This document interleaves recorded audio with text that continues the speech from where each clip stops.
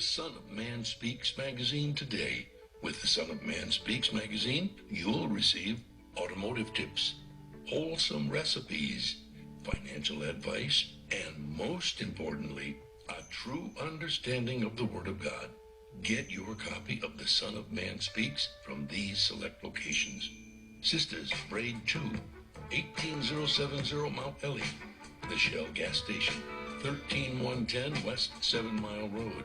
To get a subscription, call 601-786-9788.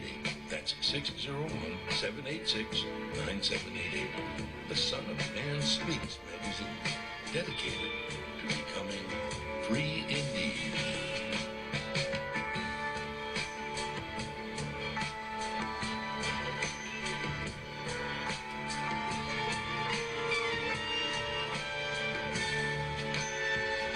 Attention, brothers and sisters, viewers and listeners, now available. Your Son of Man Speaks magazine digital subscription.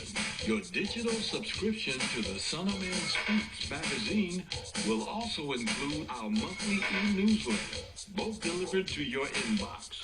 If you have any questions regarding the digital magazine subscription or digital newsletter, you may send an email to Shabazz Printing at thenewnationofislam.com. That's Shabazz Printing at thenewnationofislam.com.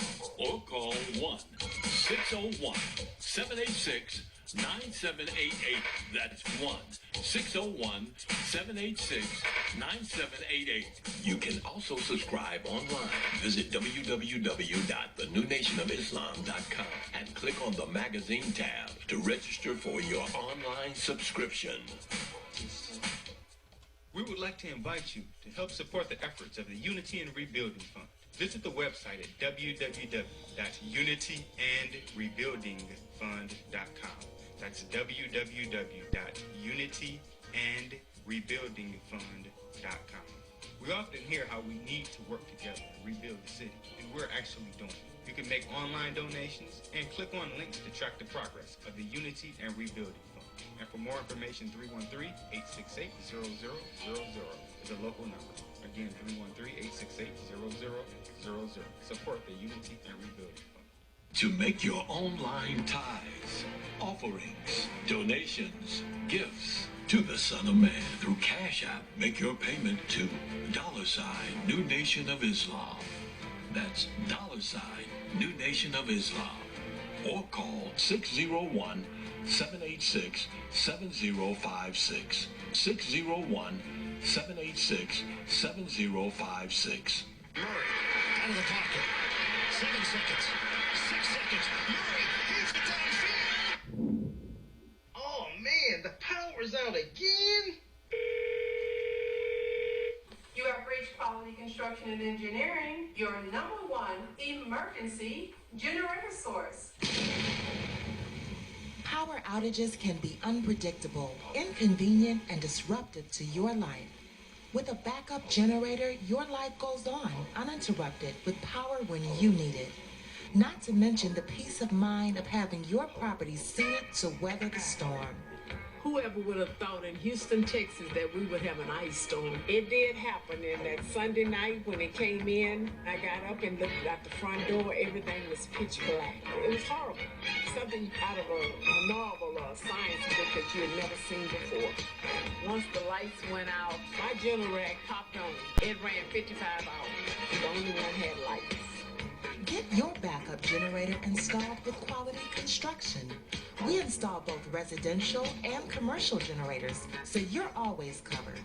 Schedule your consultation with us by calling 1-855-876-9370. That's 1-855-876-9370. Or visit us online at www.powerqec.com. That's www.powerqec.com. Financing is available with low monthly payments and 0% interest for 18 months. That was the best investment that we could have ever made. That's my backup, the generator. Generators with Quality Construction, built tough enough to weather the storm. I just used used your other one though today because it was, look, it did 2 drips, and I was like, oh, I can use my umbrella. My homegirl was talking about it. I'm like, don't talk about it. With our umbrellas, our customers are turning a drab day into a fab day. After all, representation matters. In other words, rain or shine, we've got you covered. Introducing Designs by Deej, your one-stop gift shop for all things handmade and unique. Our products range from our most popular umbrellas, blanket and pillow sets, handmade coasters, and other statement pieces that showcase the beauty of our melanin and natural hair in a beautiful and empowering way. You can find our brand at the sister shop locations in New Jersey and Atlanta, Georgia, or you can visit our website, www.designsbydeej.com. Again, that's www.designsbydeej.com.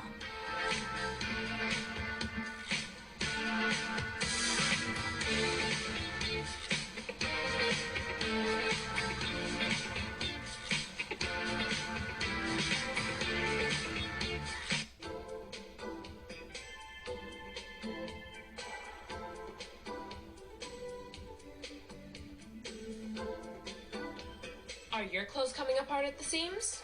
Universal Seamstress and Tailoring has got you covered. At Universal Seamstress and Tailoring, we specialize in a wide variety of alterations and transformations to make and keep your clothes looking and fitting their best.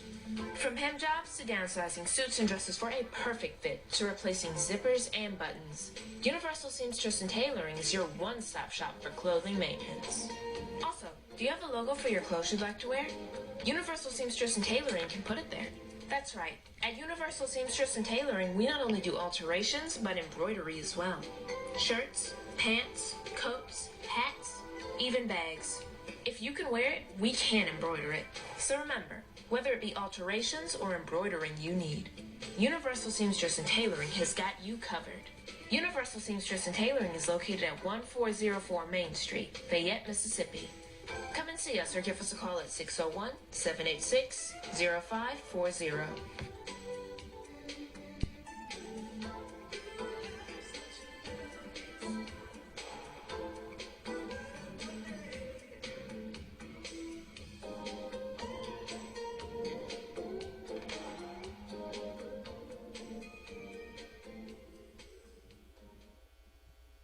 For all facets of professional hair care and braiding, come to Sisters Braid 2, located at 18070 Mount Elliott in Detroit. We specialize in braiding and natural styles, knotless box braids, feed-in braids, scale twists for men, women, and children. We specialize in all facets of healthy hair. Try our natural oils to keep your hair healthy. 313-826-0498 or 248-372-1738. SOS Graphic Design provides agency-quality professional graphic design services from established companies to startups and individuals, creating a simple logo to complete rebranding and delivering visual communication with print media. Everything SOS Graphic Design does has a single unifying objective: to set your business apart. We are at your service. Call 313-342-2166. That's 313-342-2166 or online at www.sosgraphicdesigns.com. Capital Area Planning Services offers a variety of services catered to your land development needs. We offer landscape design, residential design, land planning, mapping and consulting services, and more. We have over 20 years of design and land planning experience. CAPS LLC offers services to developers, builders, architects, surveyors, contractors, government agencies, and private landowners. Feel free to contact us to find out which services are available in your area. You may reach us at 601-326-2966. That's 601-326-2966. You can also visit us on the web at www.capsllconline.com.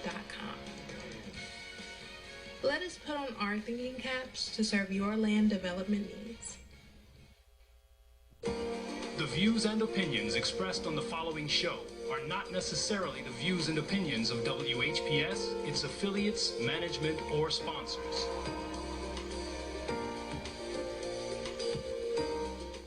Brothers and sisters, are you tired of reading the Holy Scripture and not really understanding what you read? And if you're reasonably sure, have you ever tested that what you feel you know with someone that has a different view than your own? Then let's talk with one another. Then let's reason with one another on a Scriptural Discussion with the Son of Man every Wednesday at 9 p.m., Friday at 9 p.m., and Sunday at 12 noon on WHPR TV Detroit Live, 88.1 FM WHPR, and Comcast Cable. Why don't you call and discuss the Holy Bible, and if you have one, the Holy Quran, and come to an agreement about the Holy Scriptures and their true meaning?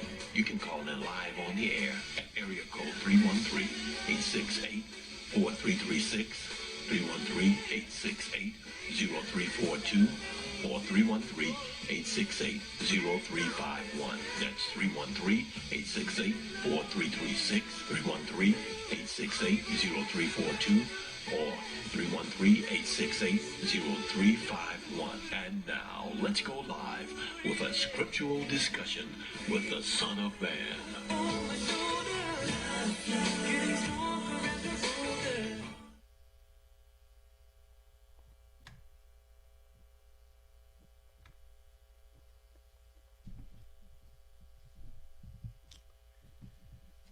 In the name of Allah, the Beneficent, the Most Merciful, the Truthful, and the Most Just, I greet you all once again who are hungry and thirsty for the true understanding of the Holy Scriptures and for truth in general. I greet you all with the greeting words of peace. May Allah's Salam Alaikum. Before I get into the subject matter that demands that we bring it up, many may have questions or arguments, which is facts, that they want to present.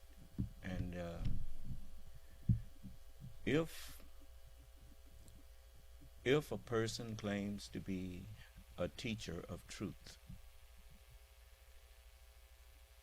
is frightened by questions, they are not a teacher of truth. If a person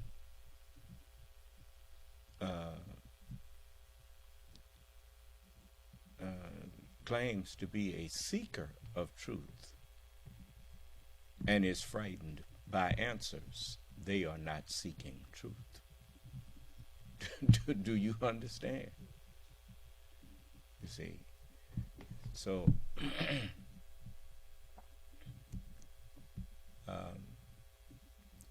did we have anyone that left a question or comment they want us to read, or what? No, sir. Okay. Look, let me tell you something. The Holy Quran teaches me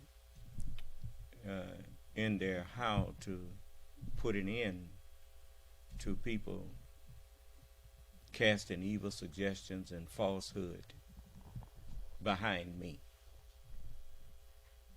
The Holy Quran says you don't go and beat them up. It says if you describe beating up or killing people as jihad, as holy war, woe unto you for what you describe. Because you are suggesting that Allah on one hand said, thou shalt not kill, and then on the other hand, you saying that he's ordered you to go and kill people, and that's holy. that don't work. The only time you are justified in taking a life is when your life was threatened by the life that you took, and that person aggressed upon you. If that person did not aggress upon you, you have no justification to take their life. Do you understand? So, well, what does it instruct us to do? It says, nay, take truth and hurl it against their lie. And it will be as though their brain was knocked out, because they won't be able to answer you. They will have to flee from you. And their lie will vanish. Do you understand? It's just like even in elementary school. When we grew up, what the youngsters call today dissing each other. We called it shooting on each other. When I was in elementary school, and the teachers called it playing the dozens. And when you said something that was funny, about somebody's mama or daddy, you got a big laugh out of it the first time you said it, especially when people had never heard it before. But if every time you got into it with somebody, you used that same thing, they say, that's dead, man.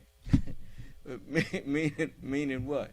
It does not have the shock effect that it had the first time you used it. Now, if that's all you can come up with, you better stay out of these confrontations. Do you understand? Well, see, that's what's happening with Donald Trump. He done went from crooked Hillary to crooked Joe. Now everybody see that that's just a farce. Do you understand? This evil is a nickname after faith. The Holy Quran says. You know why it says a nickname? Nick is, if you look up Nick, you will see that old Nick is another name for Satan. You see, for the devil. You see, and so that's why it's a nickname, a devil name.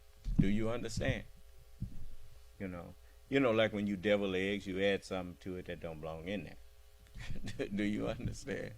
So anyway, since the whole duty of man is to fear God and keep His commandments, then when Yaqub put the knowledge of lying and stealing and thievery and all of that taught his people to put that in newborn babies, white people. He deviled them. Do you understand?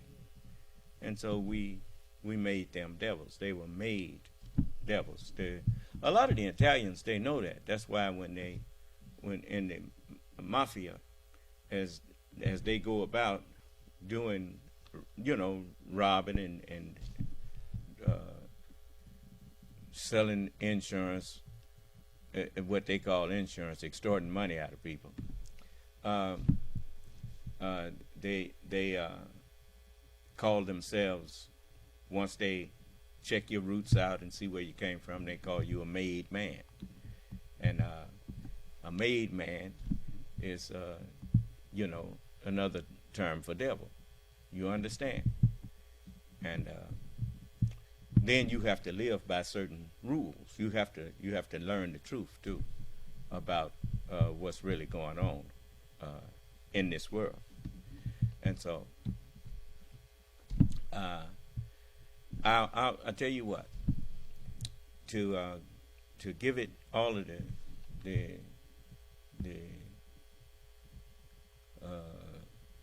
attention that it requires, I'm going to put a pin in it there, and later on, if you remind me, I will go back into it. And it's just like Satan. I'll show you an example.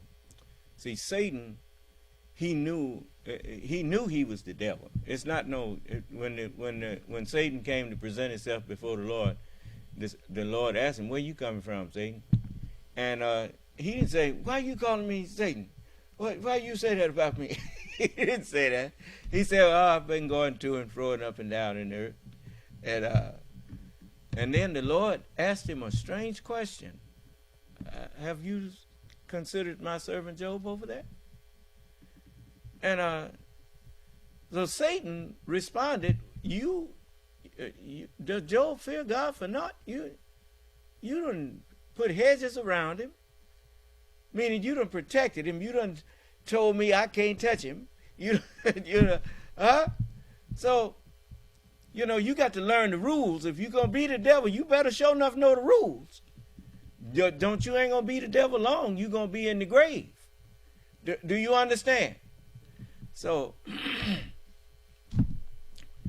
and then after the 6,000 years, he was told, you can't be the devil no more. You got to stop. Now, some of them don't want to stop, like Donald Trump and his supporters. They want to keep on lying and keep cheating. And now they're paying for it. But let me show you something here. I think all of us would do well to look at this interview here. This was something that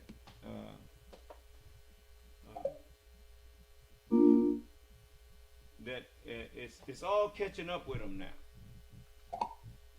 So let's see here. Now give me a minute. Let's see.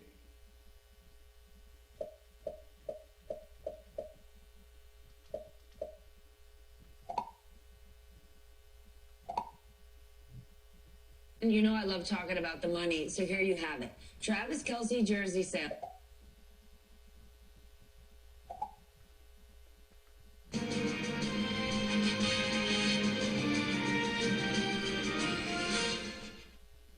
Thanks to you at home for joining us this hour.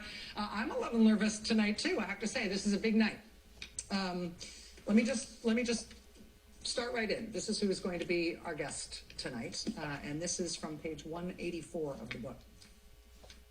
By the way, I ordered that book, and when it comes, I'm gonna read it to you, if it pleases Allah. By Cassidy Hutchinson. And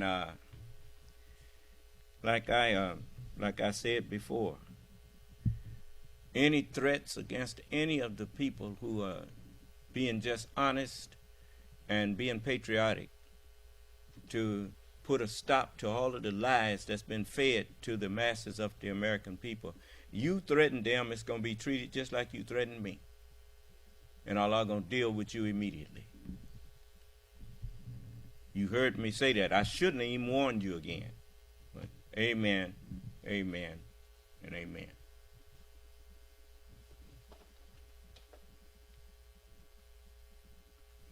On the evening of December 18th, Mark Meadows, my boss, chief of staff, returned from a meeting in the Oval Office and abruptly asked if I could tell his detail he wanted to go home, as if there was an emergency there. His detail quickly prepared his limo and he left campus without further explanation. Shortly after Mark's departure, I walked down to visit with Molly and get a sense of the president's evening plans. Usually, if Mark went home before the president went to the residence, I would stay at my desk in case the president needed anything from Mark or me. But since Mark had left early with such confidence, I thought perhaps the president was wrapping up for the evening and I would get to go home early too. When I walked into the outer oval, I saw that the president was meeting with General Mike Flynn, the former national security advisor, who had pled guilty to lying to the FBI about his involvement with Russian officials. Now, Mike Flynn was in the office meeting with the president. A man who had just got pardoned because he was lying to the FBI and was, had pleaded guilty to what he had been charged with behind that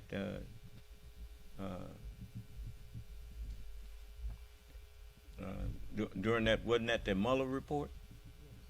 Yeah. And now he meeting with, remember who Mike Flynn was. Mike Flynn was a disgraced general who had told Donald Trump he could declare martial law. Remember that now. Okay, yeah. Look, if you ain't got no good memory, people can that's what actually the term loss means. You can't remember where you came from. And if you can't remember where you came from, you truly are lost. Do you understand? It's just like all of you who think that you can somehow. I tell you what. When the last time you heard the people that call themselves MAGA, when the last time you heard one say, "I love the United States of America"? When the last time you heard Donald Trump say he loves the United States of America?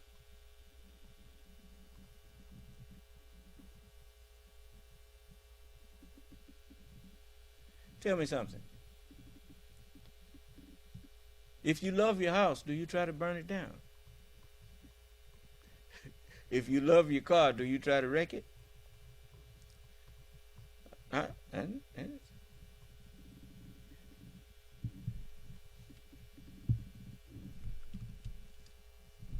So, I mean, what is the major purpose of the Justice Department? Is it not to serve and protect the United States? They literally do have to uphold and defend the Constitution of the United States.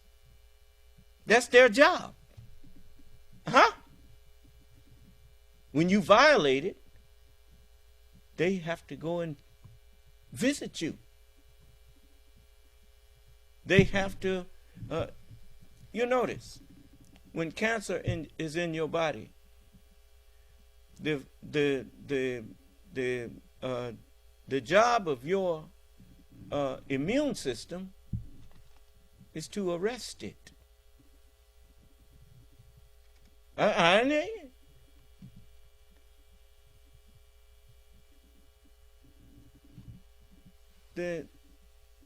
The job of the Justice Department is to arrest people who interrupt the peaceful coexistence between the citizens of the United States by breaking laws, by breaking the peace. The peace is the Constitution. Do you understand? When you violate the Constitution, you are causing a break in that which, if followed, would have allowed a somewhat peaceful coexistence between the citizens and you, between your fellow citizens and you, between your government and you. You notice, referees. Haven't you ever noticed when nobody's breaking, you got referees running up and down the basketball court, right along with the players. And you never notice the referee, really, until somebody breaks the rules. I didn't hear you. Then you realize that the referee is there. Huh? And sometimes they stop people who broke the rules, and the people who rooting for that team get mad at the ref.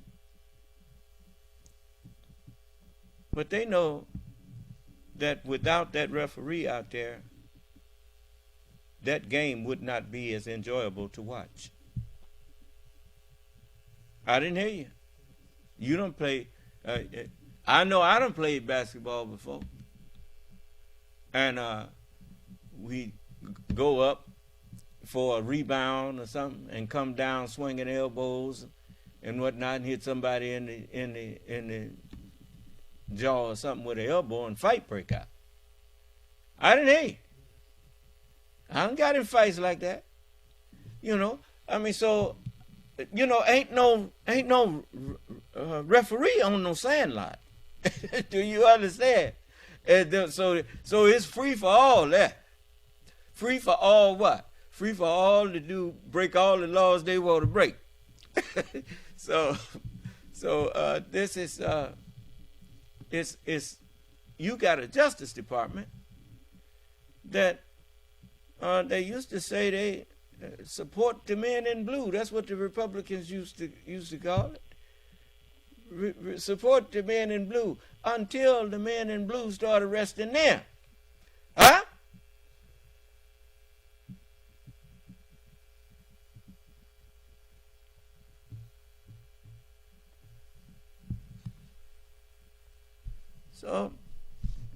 So now you got this young lady, Cassidy Hutchinson, that I guess they thought because she was young, she was stupid. Well, you know how that goes. I mean, people, you know, when I joined the nation, way back in 73, people thought just because I was young, I was stupid. But I wasn't as stupid as they thought. Do you understand? You know, that's why some of them, you met some of the brothers that said they thought I was strange because I wouldn't lie. And huh? You know, man, I ain't no liar. I mean, I'm in it to win it.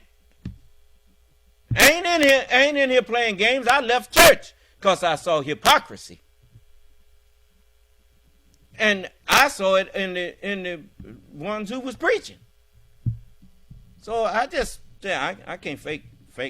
You don't play with God, man. And so, you know, I just wasn't interested in being religious if that's what religion was. It seemed like it wasn't nothing to me. And but the Honorable Elijah Muhammad, now he wasn't just talking the talk, he was walking the walk. Do you understand? I had never seen women dressed so beautifully as I saw with the Nation of Islam. I thought those sisters looked so beautiful in those white garments. And the brothers had on them uniforms, and I said, man, what is this? When I went to the temple, I said, man, this is where I need to be. And so that was it for me. But anyway, and you know I meant that because you see I got my sisters dressed just like that. That's right. I love that. You know. And if you don't like it, then just go on about your business. And I want you to be what that garment stands for. If you don't want to live what that garment represents, that's like putting on a policeman's uniform and wanting to go rob banks.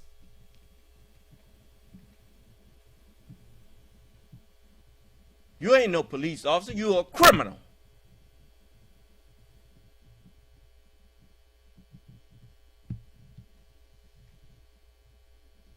That uniform stands for something.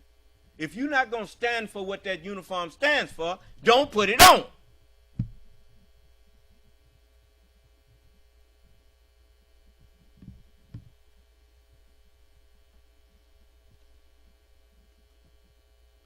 Cutting a cooperation deal in special counsel Robert Mueller's inquiry into interference in the 2016 election.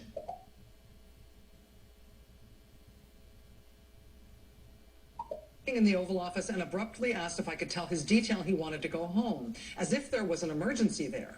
His detail quickly prepared his limo and he left campus without further explanation. Shortly after Mark's departure, I walked down to visit with Molly and get a sense of the president's evening plans. Usually, if Mark went home before the president went to the residence, I would stay at my desk in case the president needed anything from Mark or me. But since Mark had left early with such confidence, I thought perhaps the president was wrapping up for the evening and I would get to go home early too. When I walked into the outer oval, I saw that the president was meeting with General Mike Flynn, the former national security advisor, who had pled guilty to lying to the FBI about his involvement with Russian officials, cutting a cooperation deal in special counsel Robert Mueller's inquiry into interference in the 2016 election. 3 weeks before today's meeting on November 25th, Trump had issued Flynn a presidential pardon. Why is Mike Flynn here? I asked Molly. I'm not sure, Molly said, then added, he's just talking to the president about some things. Talking to the president about some things. Got it. You know what them things were, too. About how you declare martial law. If things get out of control, if there is an outbreak of violence and riots and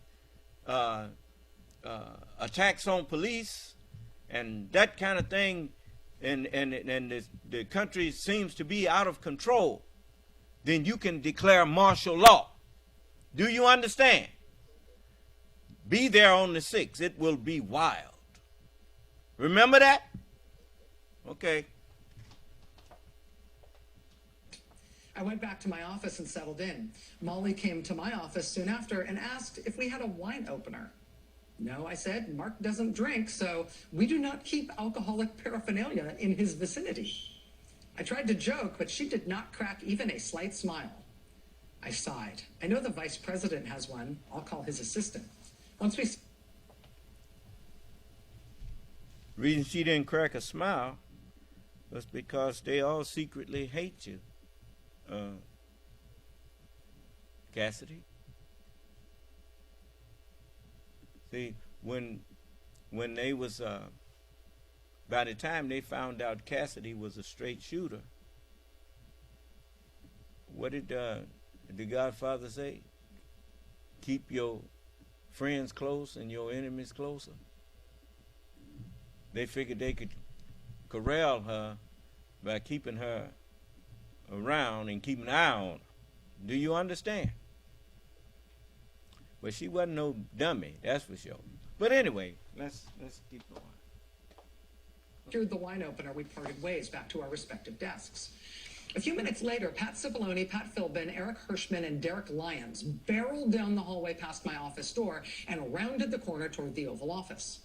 I was imagining various reasons Mike Flynn could have for being there that had the lawyers in a panic. But then I remembered it was Derek Lyons' last day at the White House. I figured I was overthinking it. Flynn had probably left. There was maybe a toast for Derek in the Oval Office to celebrate his tenure at the White House. Pat Cipollone's top aide and Derek's fiancée, Liz Horning, wandered in and asked if I knew what was happening in the Oval Office. She had dinner plans with Derek and could not get in touch with him. I said, I'm not sure, but a bunch of people are in the Oval. On cue, we both turned toward the sound of raised voices coming from that direction. Although the Oval Office was about a 10-second walk from my desk, it was highly unusual to hear any noise coming from there. We could not make out distinct words that night, just people screaming at each other. Molly called me to come to the outer oval. Dan Scavino was pouring the last of a bottle of wine into a glass. The screaming was much louder than I had anticipated. I looked into the Oval Office and saw a larger group. Along with the White House lawyers were Mike Flynn, Sidney Powell, and Patrick Byrne, the CEO of Overstock.com. How did all these people get inside the building? I could tell the meeting was growing more contentious, so I decided to text Tony Ornato, the Deputy Chief of Staff. Flynn is still here, and Sidney Powell. There's a brawl. He responded, oh, holy hell. Tony immediately called and asked if I knew what they were brawling over. He had been in the Oval Office earlier that day and heard the president talk about invoking the Insurrection Act or martial law. If that's what they were arguing over, Tony said, I needed to get Mark Meadows back to the White House as soon as possible. Eventually, I got a hold of Mark, who seemed reluctant to get on the line with the president. I urged him that it sounded like it was a matter of national security. A Secret Service agent who was standing outside the Oval Office came by. The agent said, I don't want to hear all of that. It's really upsetting. Now, did you remember Line of Fire with Clint Eastwood? See, those Secret Service agents, their job is to protect whoever is president. I mean, do you think they honestly wanted to be around a man like Donald Trump? But it was their job, and they did their job. They protected him. But I'm pretty sure if I figured out, and I'm a charlatan compared to them, as far as done seen actions of treason and traitors and whatnot, and people being set up for something. Them fellas done seen a whole lot of stuff. And I think they know Donald Trump's plans was, if them agents had took him up there, it was going to be, however many agents was around him, them was going to be some dead agents shot by the snipers that was waiting. Do you understand? If that wasn't the reason why snipers were there, why didn't you hear about anybody else getting shot? Didn't nobody get shot? What was the snipers for? So Donald Trump could look powerful. But you know, if let me see, what was that? The Shooter. Did you see Shooter? You remember in there where it said if you want to kill somebody, kill them while they're standing next to the president. And everybody will think it was an accident, that you was really shooting at the president. Do you understand? You see? See, the cat been out the bag. They was following movie scripts. Do you understand? And so anybody that disagree with me, you can come in and tell people I'm spinning yarns. But it's mighty strange that as I'm spinning this jacket out of yarn, it's fitting what they did. Oh, let's go on. I'm sorry to keep interrupting it. I think I'm gonna try to let it go on and play, and I'll just stop it when absolutely necessary. Wouldn't recommend going down there. The West Wing was officially unhinged. Hutchinson continues. Things seemed to be breaking up as people filed out of the Oval and walked by my desk. Molly told me the president wanted to have dinner in the residence and was planning to reconvene the meeting in the Yellow Oval after he finished eating. I told her I would stay in case something happened. She wished me luck, and then she left for the night. Dan Scavino stopped by on his way home and said, "This is effed up." Eric Hirschman walked into Mark Meadows' office in a fury, pounding his fist on the wall. "This can't be effing happening," he said. "This is effing insane." Pat Cipollone, looking traumatized, said to me, "This is nuts. Mark needs to come back."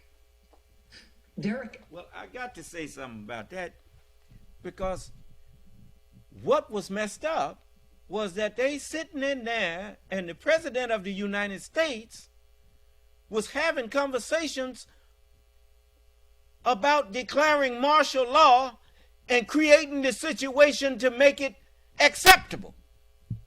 Do you understand?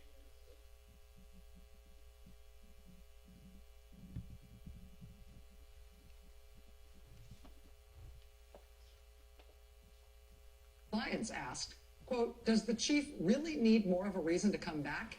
Here it is, martial law.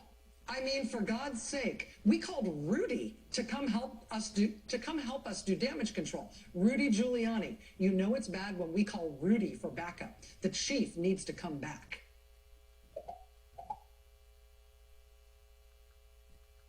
walked into Mark Meadows' office in a fury, pounding his fist on the wall. "This can't be effing happening," he said. "This is effing insane." Pat Cipollone, looking traumatized, said to me, "This is nuts. Mark needs to come back." Derek Lyons asked, quote, "Does the chief really need more of a reason to come back? Here it is. Martial law. I mean, for God's sake, we called Rudy to come help us do damage control. Rudy Giuliani. You know it's bad when we call Rudy for backup. The chief needs to come back." I continued to call Mark. He continued ignoring my calls. So I called one of the Secret Service agents on his detail. "Go pass your phone to Mark now," I ordered. "Seriously?" the agent asked. "What if he's in bed sleeping? What do you expect me to do? Shake him awake?" I responded, "Yes. This is a matter of national security. You need to put me on the phone with him." After a few minutes, I had Mark on the line. "Mark, the president is reconvening the meeting in the Yellow Oval. Rudy is on his way as backup for Pat Cipollone." Rudy for Pat Cipollone. We are talking about the Insurrection Act, seizing voting machines. I felt my voice begin to sound desperate. "Please, Mark, you need to come back here." He said, "All right, I'm on my way." Hutchinson continues, "I walked with Mark to the residence, and he had asked me to come back at midnight to break up the meeting if it had not already ended by then. I heard the president scream, 'I don't care how you do it, just get it effing done.' Mark and I exchanged a pained look, and he disappeared into the Yellow Oval. My hands were sweating as I walked back to my desk. I had never heard the president sound so desperate before. I went to the residence around 11:55 p.m., but the meeting had begun to end. I used my key to the Rose Garden colonnade to unlock the door to let everyone out. Mark escorted Rudy off the premises to make sure America's mayor didn't wander back to the residence. 1 hour after the meeting broke up, my watch buzzed with a Trump tweet alert. Quote, "Peter Navarro releases 36-page report alleging election fraud. More than sufficient to swing victory to Trump. A great report by Peter. Statistically impossible to have lost the 2020 election. Big protest in D.C. on January 6th. Be there. Will be wild." Wild. You remember, I told you that that's what that "will be wild" was about. He was planning on declaring instituting the Insurrection Act, declaring martial law.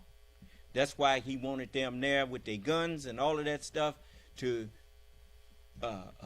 do all of that dirt, and the plan was to blame it on Antifa. Do you understand? And the dead Secret Service agents were going to be the sacrificial lambs. You understand?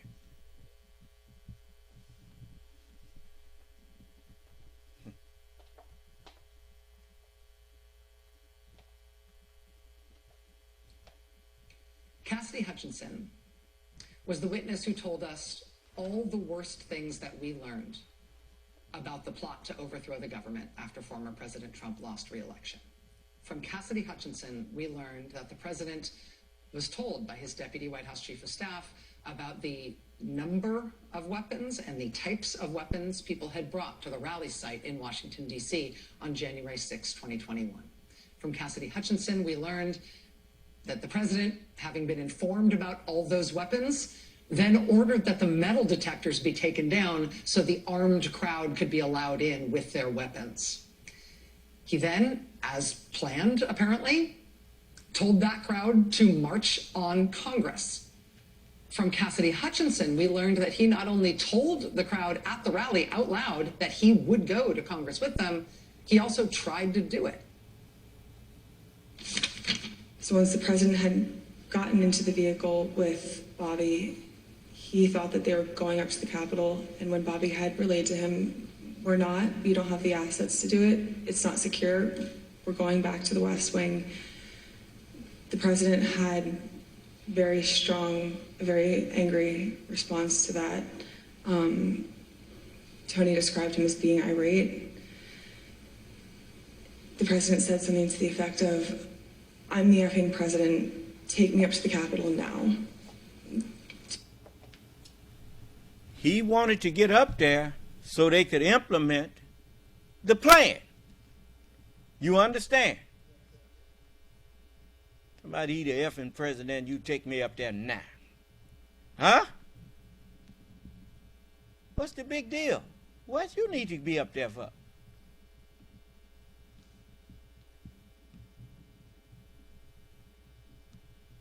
You know when people plan evil, I warned everybody that when God sets something up,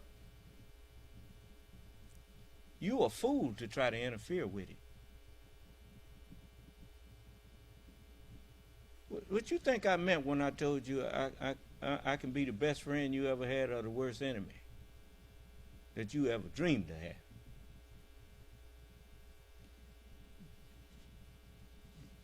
It is because the grantor of dominion is with me, showing me everything.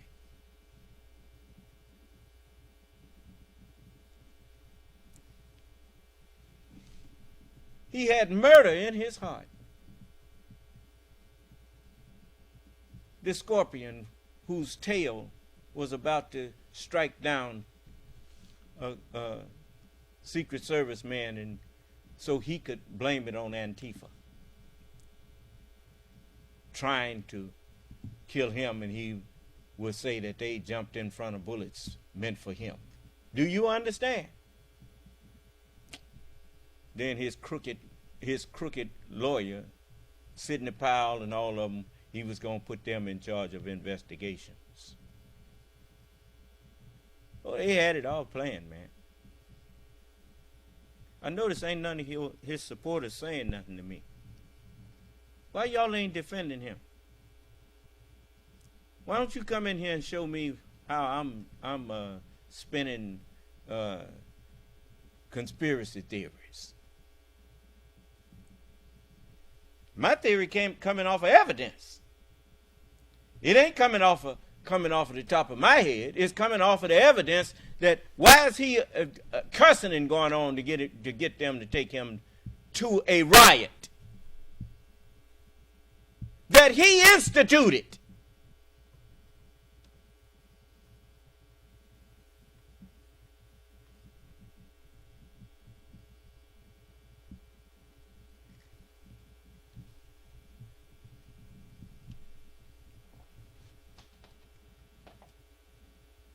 Bobby responded, "Sir, we have to go back to the West Wing."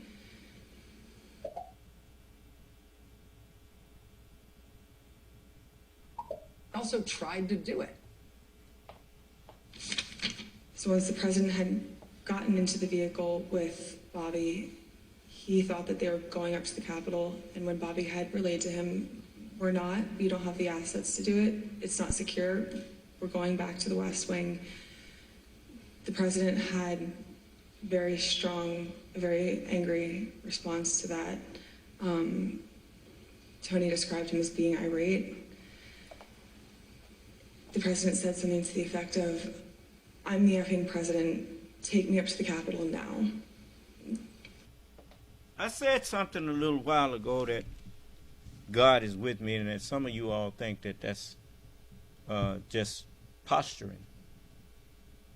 God means grantor of dominion. If the grantor of dominion is not the mind that's in me, let me see you come in here and argue with me. Why are you so quiet? Certainly, if I'm lying that the grantor of dominion is not in me, you ought to be able to produce an argument against me. And if all you can do is sit there buck-eyed and shut up, well, then I must be who I claim to be.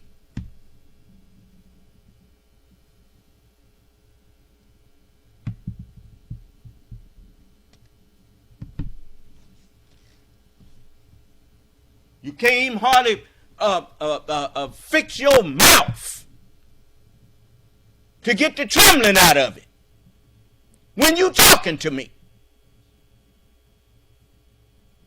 The devils also believe and tremble.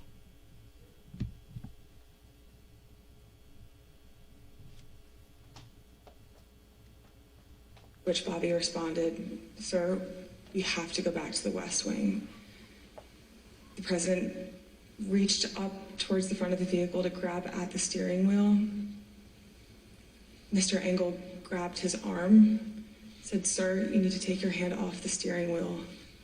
We're going back to the West Wing. We're not going to the Capitol." Mr. Trump then used his free hand to lunge towards Bobby Engel. And when Mr. Renato had recounted this story to me, he had motioned towards his clavicles. We learned from Cassidy Hutchinson in that remarkable day of live public testimony that the former president not only... What did Donald Trump find out in that instant? He found out in that instant that the Secret Service are not yes men and they are not his henchmen. Do you understand? They are there to protect the president of the United States.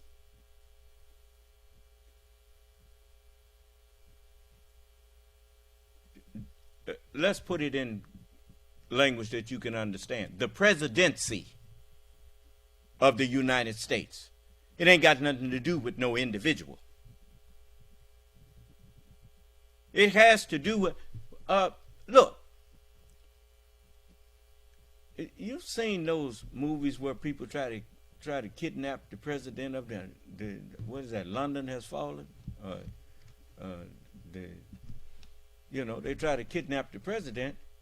If they can get him, they can do all kind of things to get him to talk about things he ain't got no business talking about.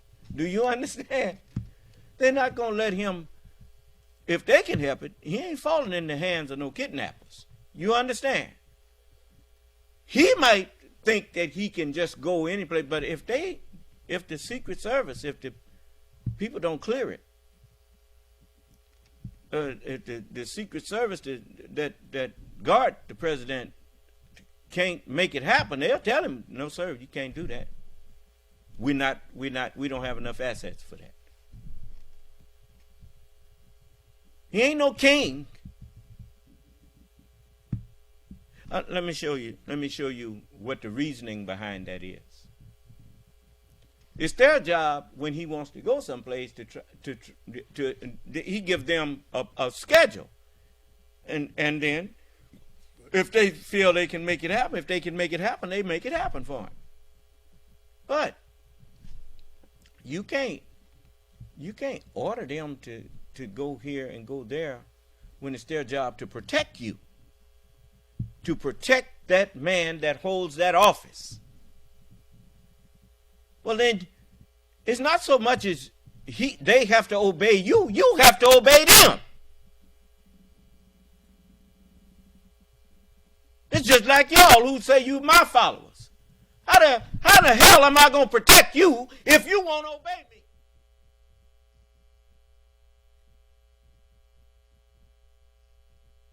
You think somebody trying to take your freedom because I tell you you can't go here or go there.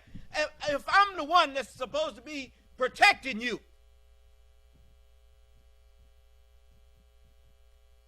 then you should obey me.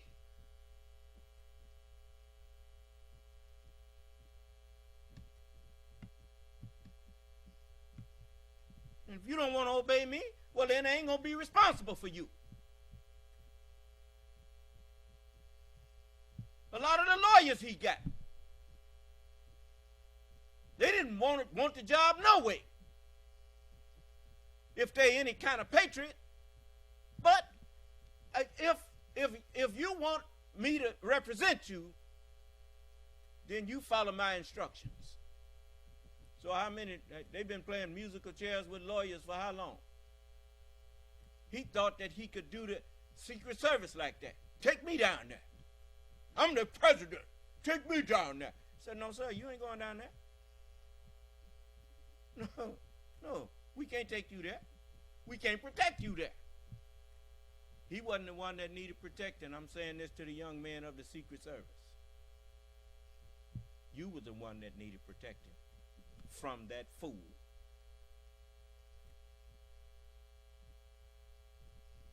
Remember, he think you a sucker because you would take a bullet for somebody like him. Simply because it's your job to protect whoever's in that office. But what he didn't know was you wasn't stupid and you was not his henchman. And it was your job to not take him into an area of danger. You don't send the President of the United States into no war zone. You don't escort him into no war zone.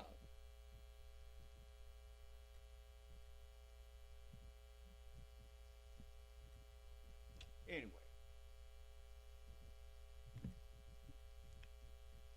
let's go back. This was a good interview with her, with Ms. Hutchinson. Tried physically to steer the presidential limousine to Congress, and in her telling, physically lunged at the Secret Service. I keep cutting it off, so I'm gonna back it up a little. Have to go back to the West Wing. The president reached up towards the front of the vehicle to grab at the steering wheel. Mr. Engel grabbed his arm, said, "Sir, you need to take your hand off the steering wheel. We're going back to the West Wing. We're not going to the Capitol." Mr. Trump then used his free hand to lunge towards Bobby Engel. And when Mr. Renato had recounted this story to me, he had motioned towards his clavicles. We learned from Cassidy Hutchinson in that remarkable day of live public testimony that the former president not only tried physically to steer the presidential limousine to Congress, and in her telling, physically lunged at the Secret Service agent, telling him that the limo would not be going there. We learned from her as well that the president acknowledged repeatedly that he had in fact lost the election, but he just didn't want to have to admit it. We learned from her that... Okay. We wouldn't have learned none of that if Jim Jordan and all of them had had their way. They tried to block Congress from investigating what happened on January 6th so that they could get on Fox News and keep lying to you.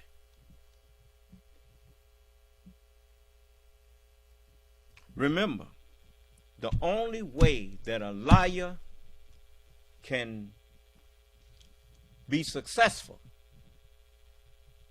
he has to stop the truth from coming out. Do you understand?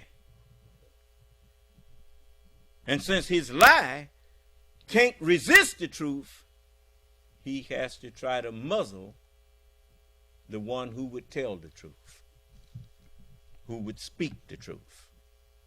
That's what all of the phone calls and all of the threats is for, to try to frighten you into silence. But you know, you should have read the Bible, man. You always lying talking about you believe in it. The Bible don't say, surely oppression maketh a wise man scared. It says, surely oppression maketh a wise man mad.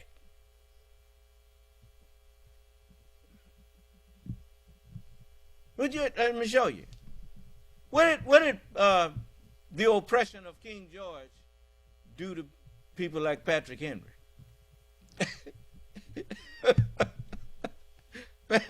Patrick Henry, when they was sitting around there half scared, he said, "I tell you what, give me liberty or give me death."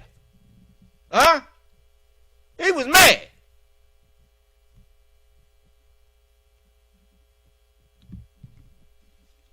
So they got a lot to learn. They are out of time and they are out of season. Do you understand? This is the day of judgment. That means this is the day that the truth has come and falsehood must vanish. If you don't have the truth, you can't even come in here and begin a conversation with me. Because by the time you get started and the first sentence out of your mouth, which is a lie, I'm going to stop you and say, wait a minute, where's your proof of that? And it don't make no difference how indignant you get.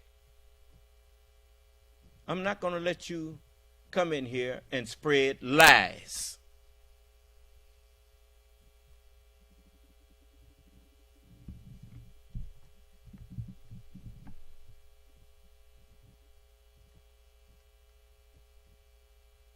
Trump was told that the rioters had in fact breached the Capitol building and were surging in toward the members of Congress who were trapped inside. He refused repeated requests to ask the rioters to stand down.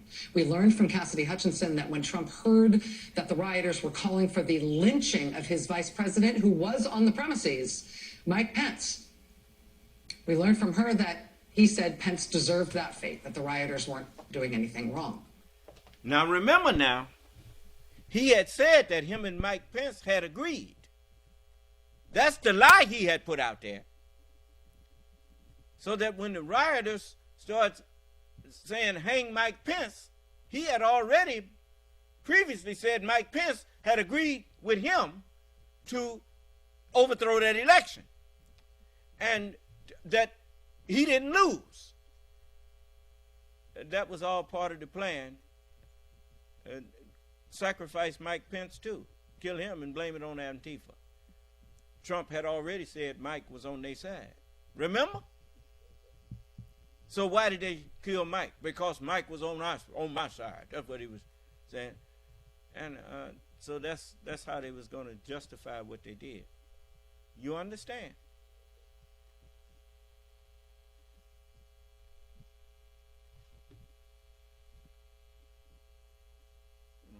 You don't know what a snake that was. That man ain't he's a snake above snakes.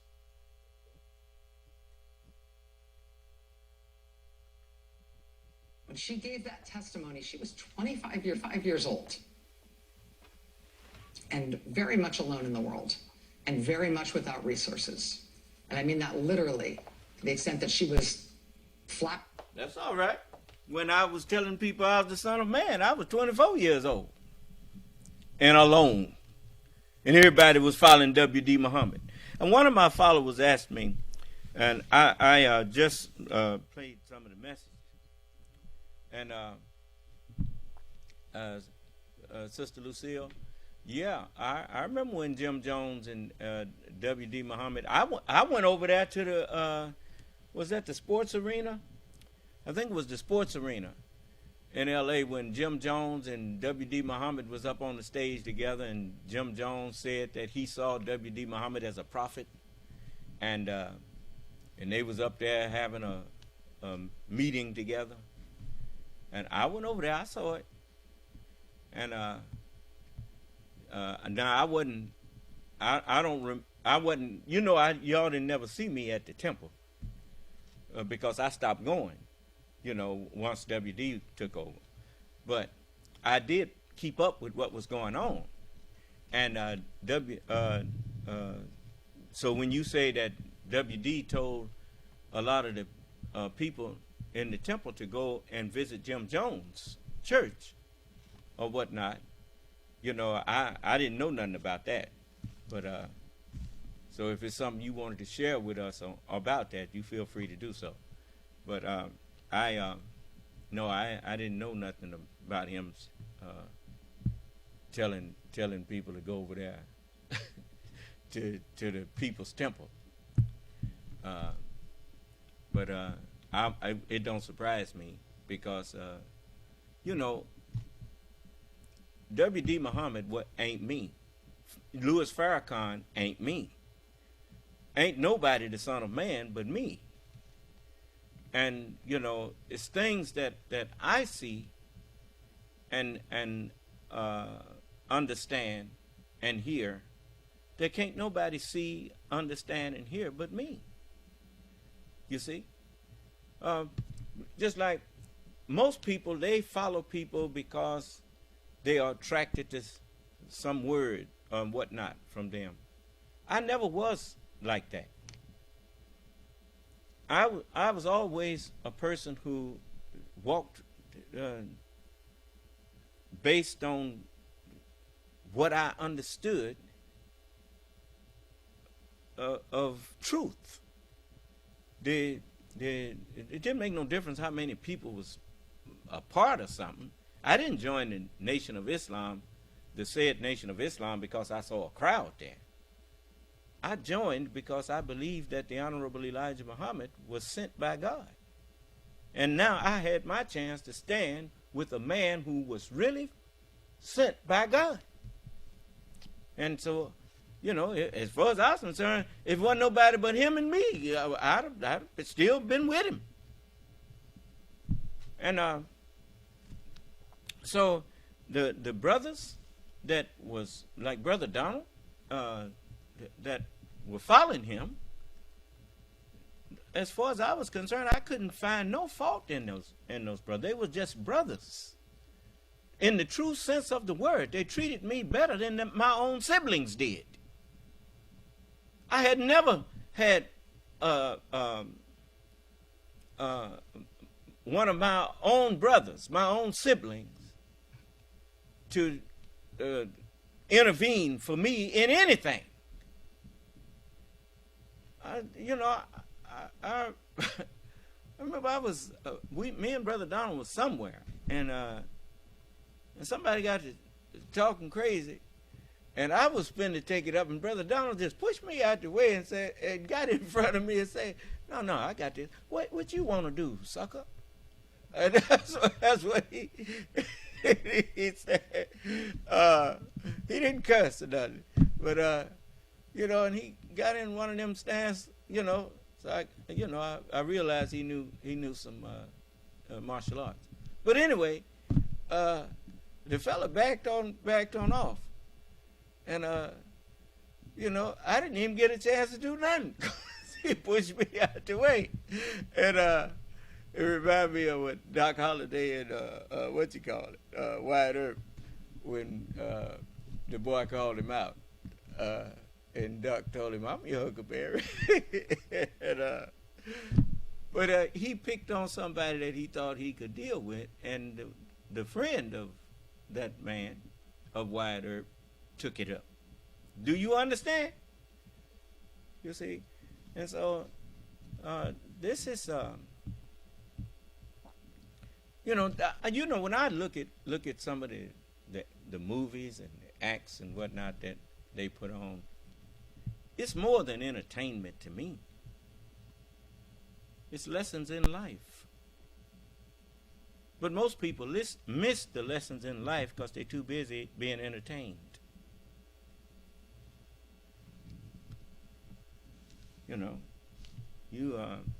You call people stupid.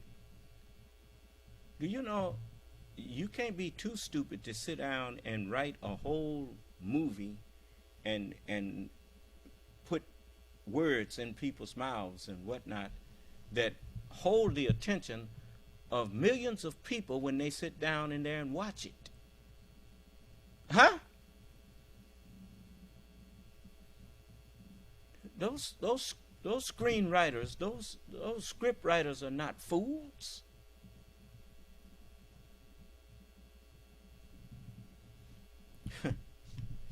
But anyway, I'll leave that alone.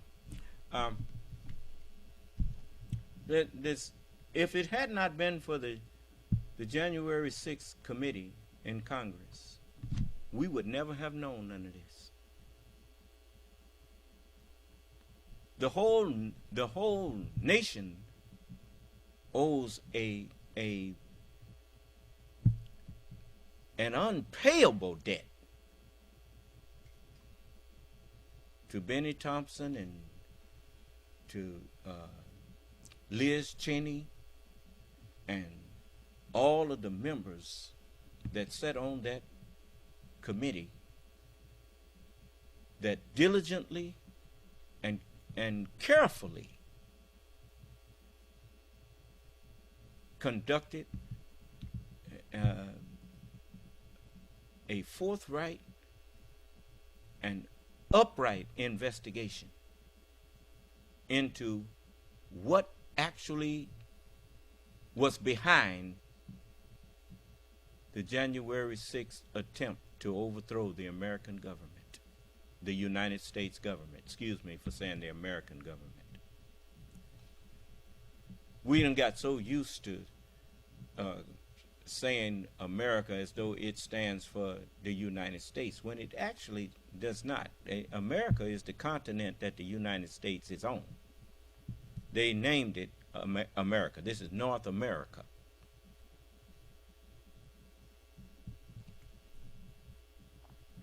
Now, I want to help a lot of you out, because you're on the wrong side and you about to be destroyed. But I'm giving you a chance to get with the right side, to get with me. Now, you better go over there and read in Jeremiah. I don't know, it's around maybe the 12th chapter, somewhere around in there, or the 11th chapter. Let's see here.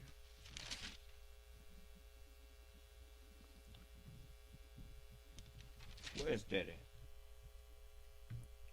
Out of the north country here. Let's see. The Lord liveth.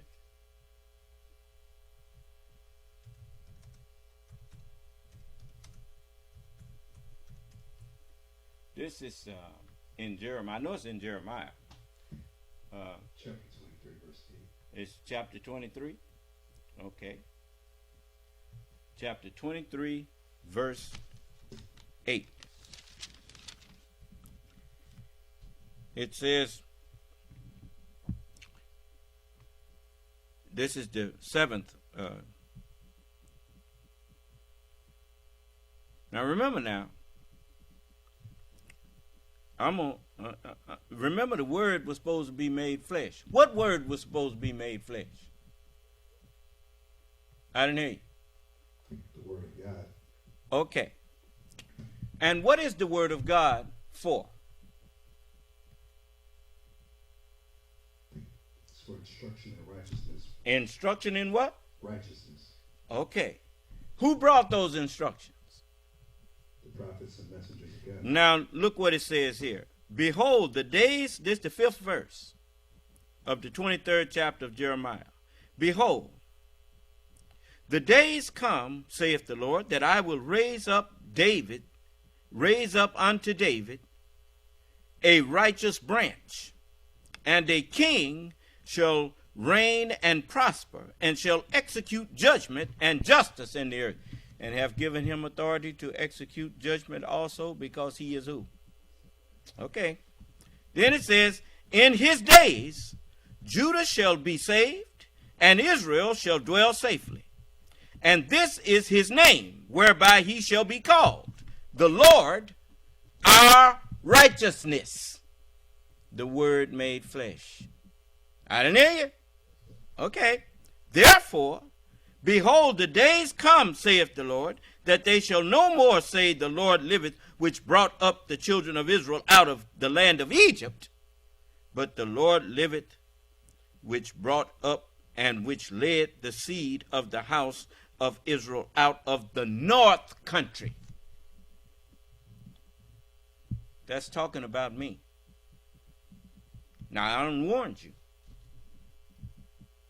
Now, you better go and talk to some of them body language experts out there and ask them, am I standing up here making it up?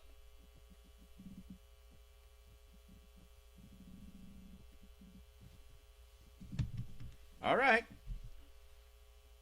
You know, y'all like to read people. You better read me.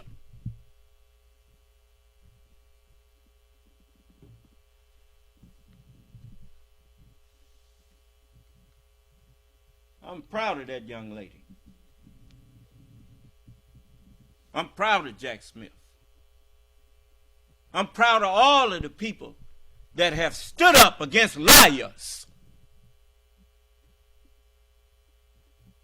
For that's what I'm doing. I'm standing up against liars.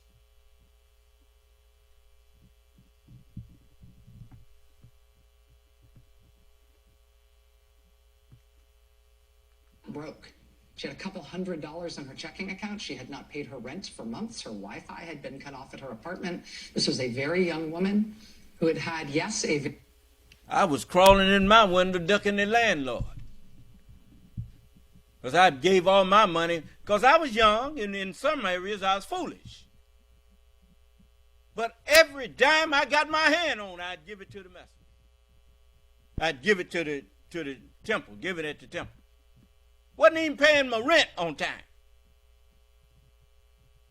Young, zealous, and my zeal outdistanced my intellect. You see? So, I had to learn the lesson that I taught y'all. That you don't give your house note or your rent. You certainly don't give it to me. I don't want it. That belongs to the landlord. That belongs to the bank. Pay your debts.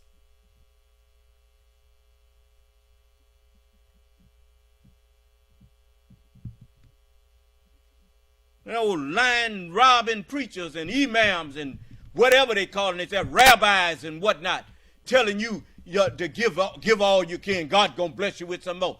And so he can rob you out of that too.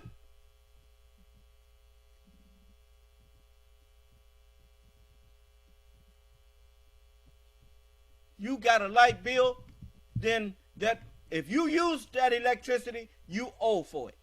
Then you got to pay that bill. The water bill, you got to pay it. Or they're going to cut it off.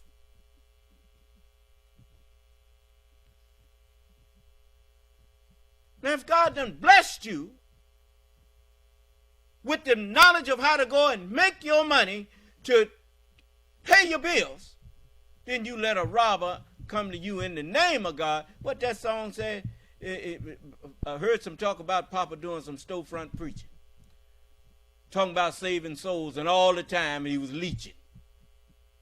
Dealing in dirt and stealing in the name of the Lord.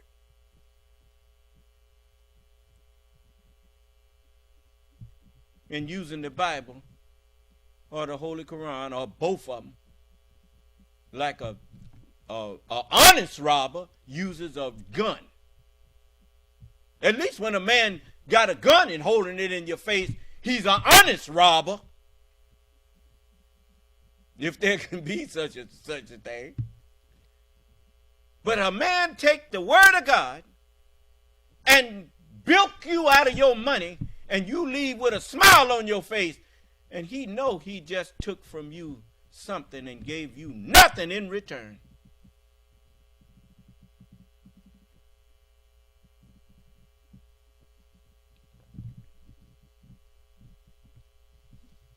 He robbed you. And you didn't even know you had been robbed. As Jesus said, all that ever came before me are thieves and robbers. But the sheep did not hear them.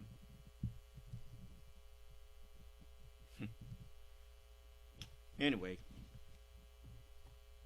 let's let this interview go some more.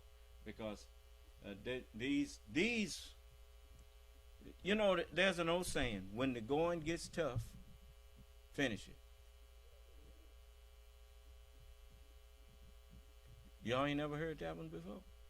Well, why ain't nobody picking up the microphone and saying something?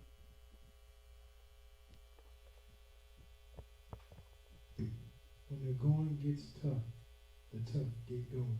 Yeah. When traitors rise up, patriots get going against them.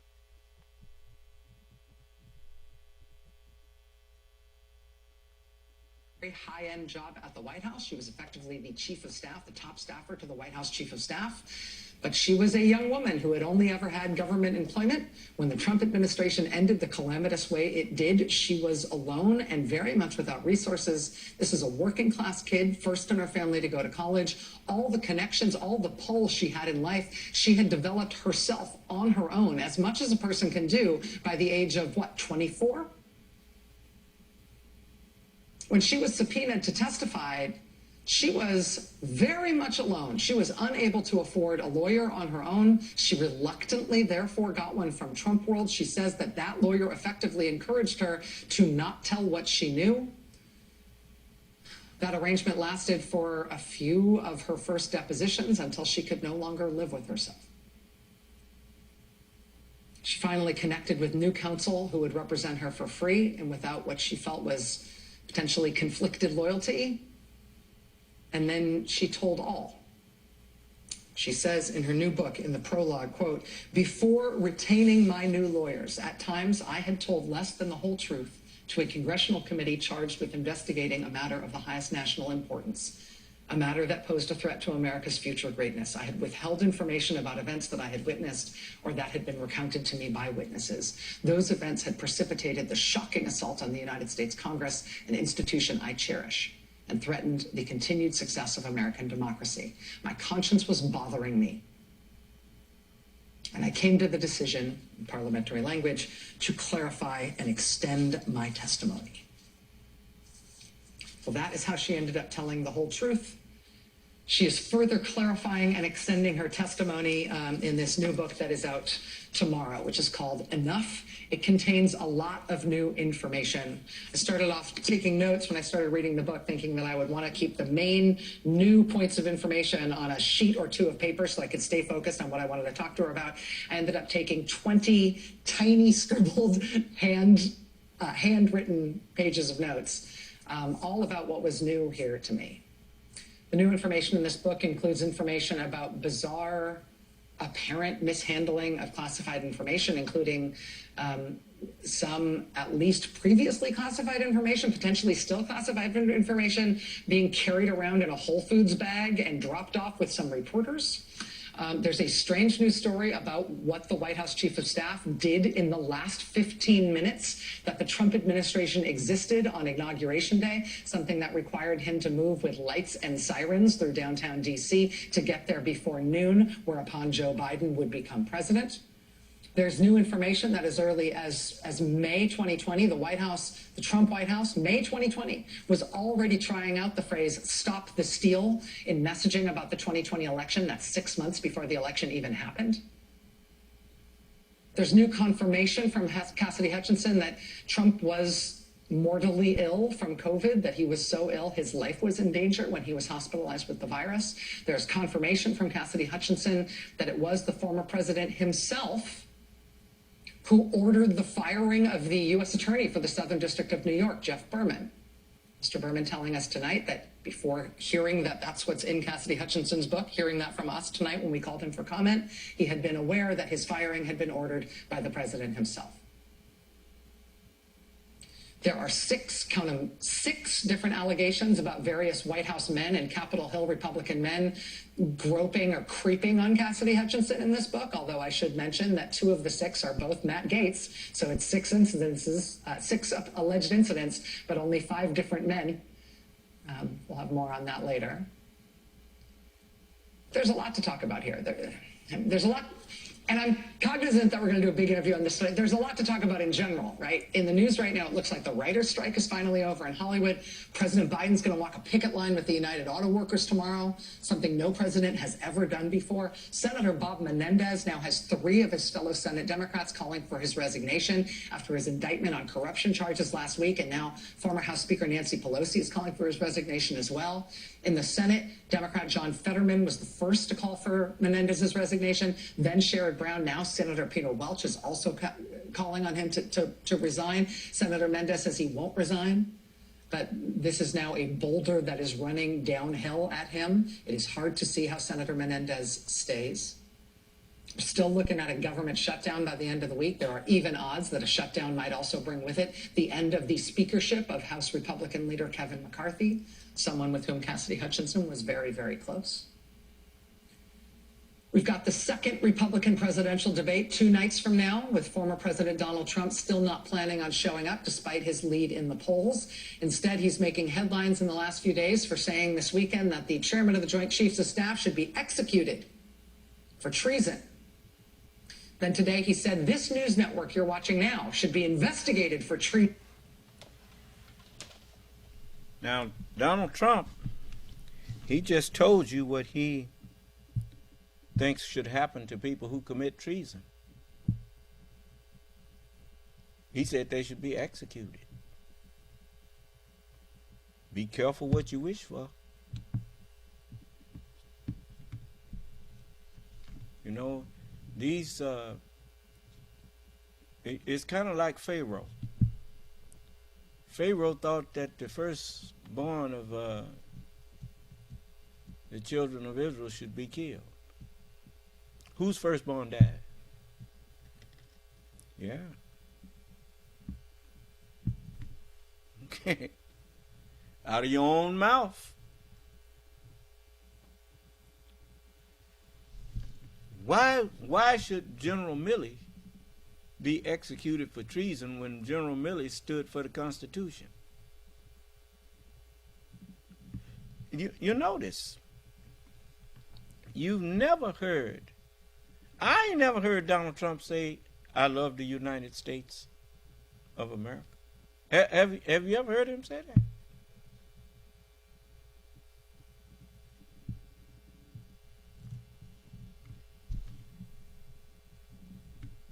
That's the next thing I want to, whenever we can get some of them to get up enough nerve to come in here and talk to us. Be ready to answer that question when you come in here. So I want to hear your answer to that question. And depending on what your answer is, I may have a follow-up or two. And, you know, so, you know, I mean, that's a simple,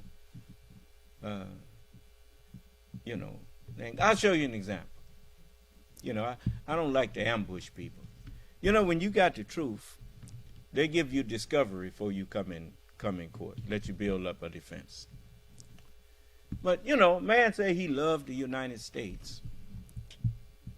Then I could ask him, well, why did you go up there and tolerate a Confederate flag being marched through the rotunda of the Capitol building of the United States? The flag that the person carrying it obviously don't love the United States because they supported the Confederacy, which tried to bring an end to the United States. Oh, and by the way, where was your love when people was up there smearing feces on the walls of the federal building and tearing up the offices in there? Where was your love then?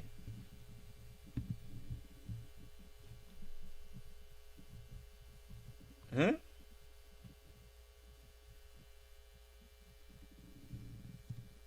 See how your lies find you out? If you have a just cause, you don't have to go about a just cause in an unjust way. You don't have to promote a just cause with injustice. Huh? It's just like on the one hand, you pat the police officers on the back when they do their job and quell riots of black people. But you call them traitors when you riot and they quell you. What is that? I thought you was the law and order people. The freedom of assembly is the freedom to peacefully assemble. Yeah, it's not the freedom to assemble to overthrow the government.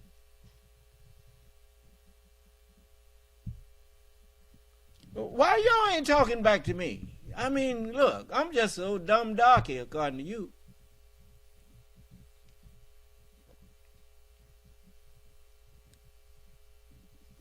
You done found out, like your boy on Star Wars, when he found out Vader was his father.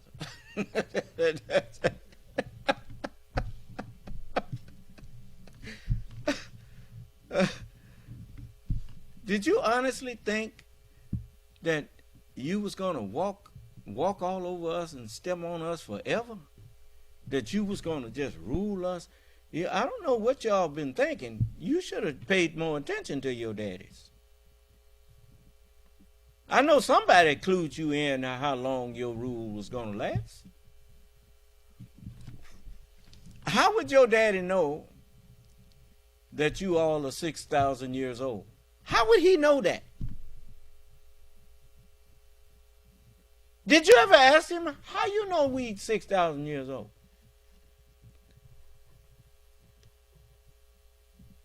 He couldn't know that unless his daddy told him. You don't know your birthday unless your daddy or your mama tell you how old you are. Do you understand? The only man on this earth that don't know how old he is the black man. All the rest of these people, ain't none of y'all 7,000 years old. You're a little over 6,000 years old.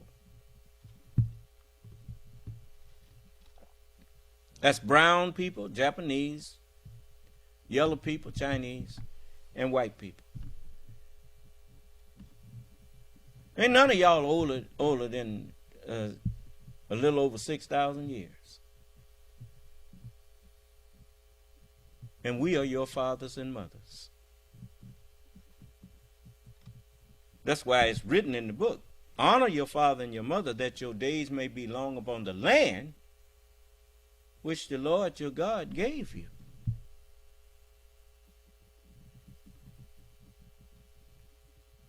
You better pay attention to what Job said. The Lord giveth, and the Lord can take away.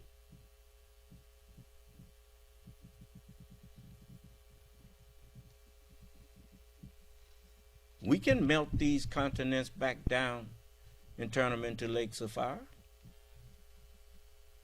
And get rid of you and everything that you done buried in it and everything else. We'll cook it until it don't hurt nobody no more.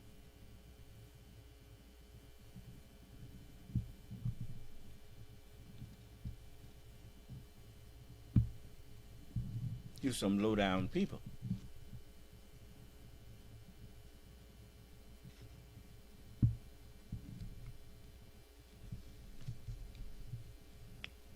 Ain't nobody got their hand up, want to talk to me?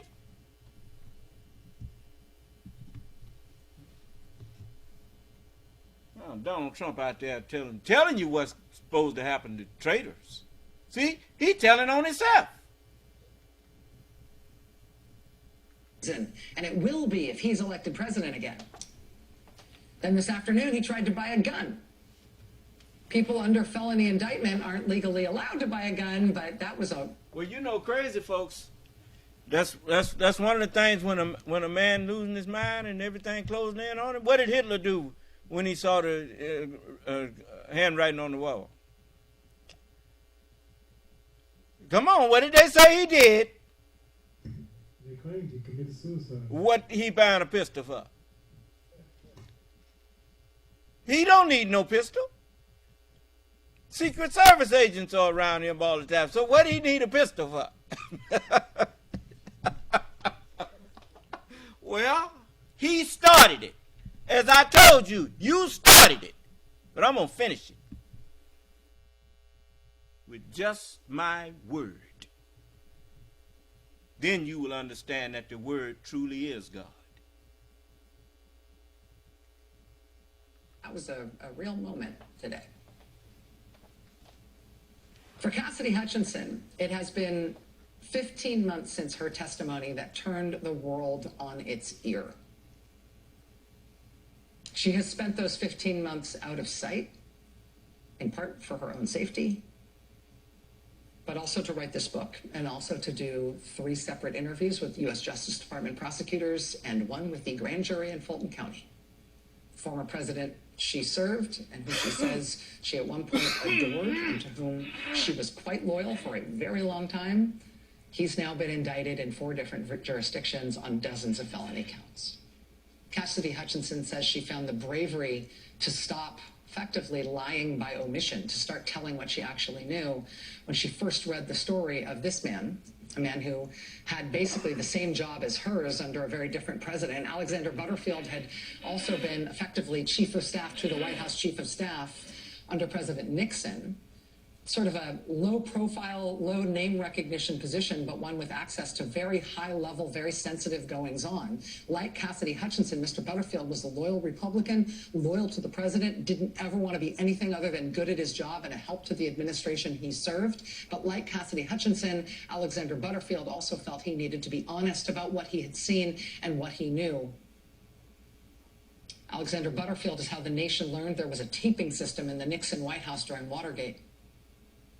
Cassidy Hutchinson, seen here meeting with Mr. Butterfield after her testimony.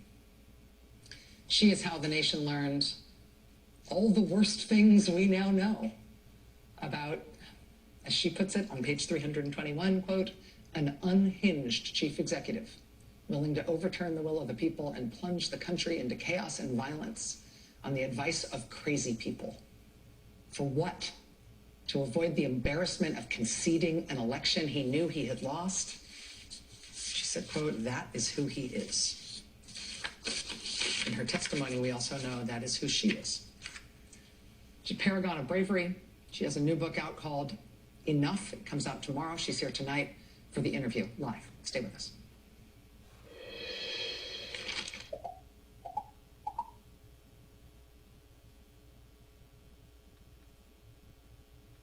Pat Philbin barrel past. Here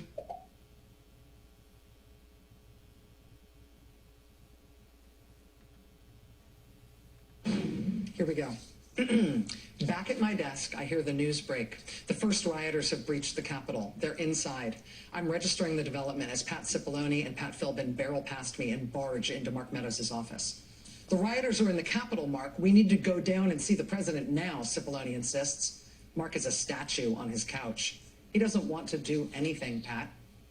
Pat calmly gives Mark direction. Mark, something needs to be done. People are going to die, and the blood is going to be on your hands. This is getting out of hand. I'm going down there. My eyes are locked on Mark. Get up. Go with Pat. Mark slowly stands, leaning against the arm of the couch, and walks silently to my desk. He's clutching his eyeglasses in his fist. His knuckles are white. He sets his phones on my desk. Let me know if Jim calls, meaning Jim Jordan. Jim Jordan calls minutes later. I feel a pang of hope. 1 sec, I'll go get him. I go to the dining room.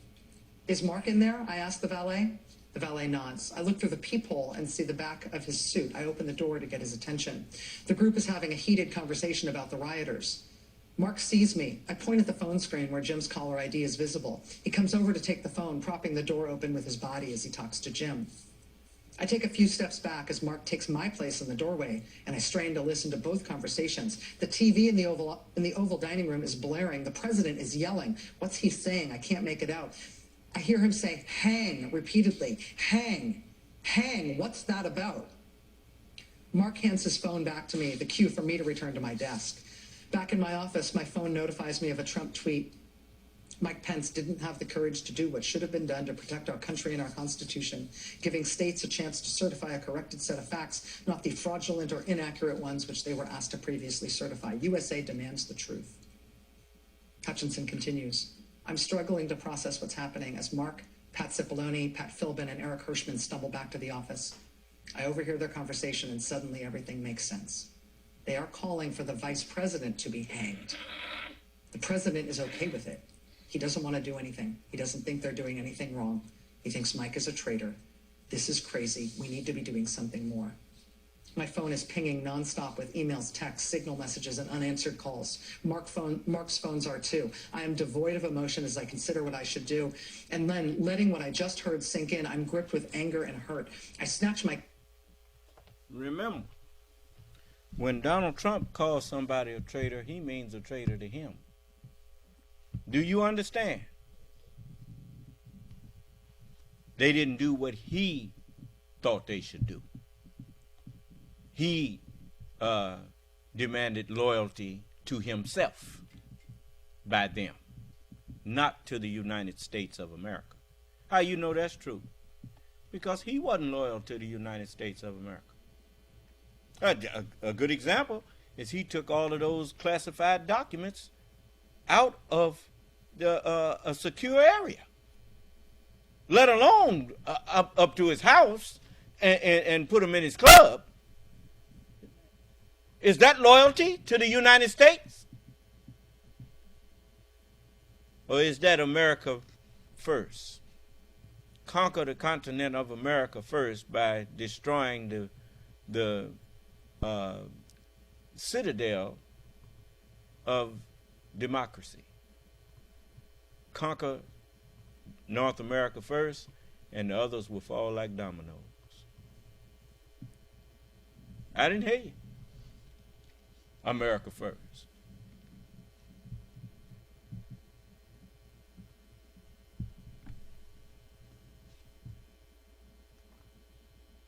I run out of the office to go to the Eisenhower building. I need to check in with Mark's Secret Service detail. We need to have a plan in case the worst happens, in case this is the beginning of a coup.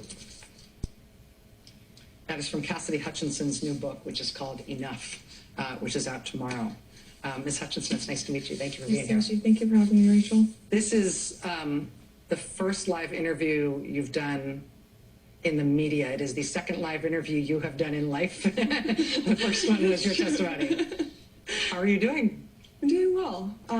It's a pleasure to be here with you, and it's an honor to have this as my first live interview. Well, second live interview, I guess. Second live interview. The first one much more consequential than this one, don't worry. I mean, it's been 15 months since that testimony. Your life has changed dramatically since then. I said, based on what I read in your book, but I didn't ask you about this ahead of time, I said in my introductory remarks that a lot of the reason that people haven't heard from you or seen you out in the world in the last 15 months is, at least in part, because of concerns about your security. Is that fair? Is that still a real life concern for you? That's a fair assessment, yes. How are you taking care of yourself in that regard? I mean, you don't have to tell me anything I shouldn't know. No, you're fine. Open book. It's been difficult in a lot of ways. It's open. This year has helped me open my eyes to the dangers that Trump actually poses on people in these situations. Mm-hmm. And I'm not the only one. And I wish I could say I'd be the last person, but unfortunately I won't. And that's what he does to people that he thinks that speak out against him or that detract from him. And it's one of the more dangerous things about Donald Trump, too. This is something we've seen time and time again, and it shouldn't have to be like this. You write about, in the book, repeatedly about your regret for having not supported him, but specifically for having facilitated some of the political attacks that he launched as president on people that were designed the way he designs them, to hurt people maximally and in some cases to expose them to danger. Did that give you any insight into why he needs politics to work that way for him, and any insight into how to combat it? It gave me an insight into his psyche while I was writing the book and helping understand my circumstances with it, mm-hmm. and what I dealt with after I testified. But with that said, it helped also open my eyes to what he wants from people. He wants to know that he's getting a reaction. He thrives when he has an audience. It could be a negative audience. It could be an audience that he likes. It could be his base. But what he needs is to hear people reacting to him. And that's when he knows in his mind that he has been successful to something. Is that why you've never responded to his attacks on you? I've never responded to his attacks on me because I don't need to give them oxygen. He is going to say what he's going to say, and he said much worse things about much better people than I am. The kind of pressure that you describe experiencing to protect Mr. Trump, I mean, some of it was self-directed, right? You say at one point in the book, and it struck me, you said that you adored him. Mm-hmm. At one point, that you were and are very much still a Republican, that you believed in what he was trying to do for the country. You wanted to be a good staffer. You wanted to serve the White House. You wanted to do right by your colleagues. And that sort of easily leads toward the next post-presidential project for him, which is protecting him from all the investigations around January 6th and everything else. But that pressure not only came from you, it also came from his world. You didn't have financial resources to hire your own lawyer. You didn't have access to a lawyer at the outset who would represent you for free. You ended up with a Trump world lawyer who you describe as having not told you to lie, but encouraged you to not tell everything that you knew. that pressure is very much, it's not just a Cassidy Hutchinson biographical detail, it is a live issue for a lot of people right now. It's a lot of people in multiple jurisdictions deciding if they are, how they're going to respond to a subpoena. What? Now, remember something. No matter how much you love a person or like a person, when it comes to right and wrong, love ain't got nothing to do with that. You understand? That is that's one of the reasons why divorce courts are full of people. Because when they find out a lot of things that they didn't know, they find out that there ain't no such thing as unconditional love. You understand? Now, you may like what you hear come out of a person's mouth. I remember once Fred Sanford and when they had what was Sanford and Son, and this woman that was their relative or something, and she came over and they were sitting down, and she didn't have no place to stay, and so they let her come in there and stay with them for a while. And first she acted like she didn't want to impose, and then she said, well, then I'll tell you what, I'll work for mine. I'm going to fix you some fried chicken and some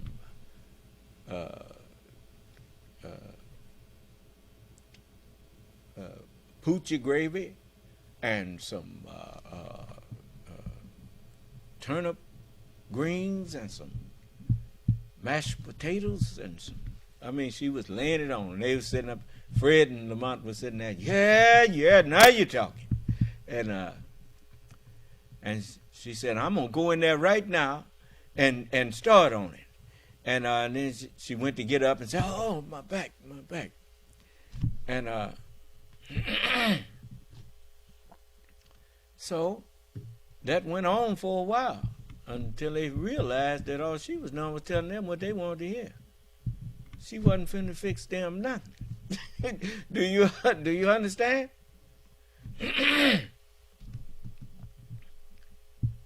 People are, when people care about you, it makes them gullible. That's why one of the reasons that I'm called the Lamb of God. A lamb, when you say lamb, if you look it up, you will discover that a lamb is a person who's easily tricked. It's easy to trick somebody who care about you, especially when you don't care nothing about them, and you realize that they always, you don't hardly have to make excuses for the things you do that ain't right, because they care about you. And they make excuses in their mind for you. But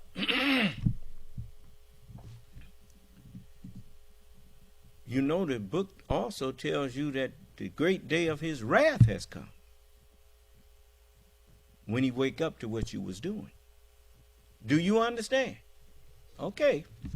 So now, the Cassidy Hutchinson, 24, 25 years old, and a 10-second walk away from the President of the United States. And when we was growing up, people would ask you who you want to be like, and one of the first things that would fly out your mouth, like the President of the United States. As That's what, that office was very highly looked up to. And people thought it was just an honor to just be in the same auditorium that the President of the United States was in, let alone in the White House. Do you understand?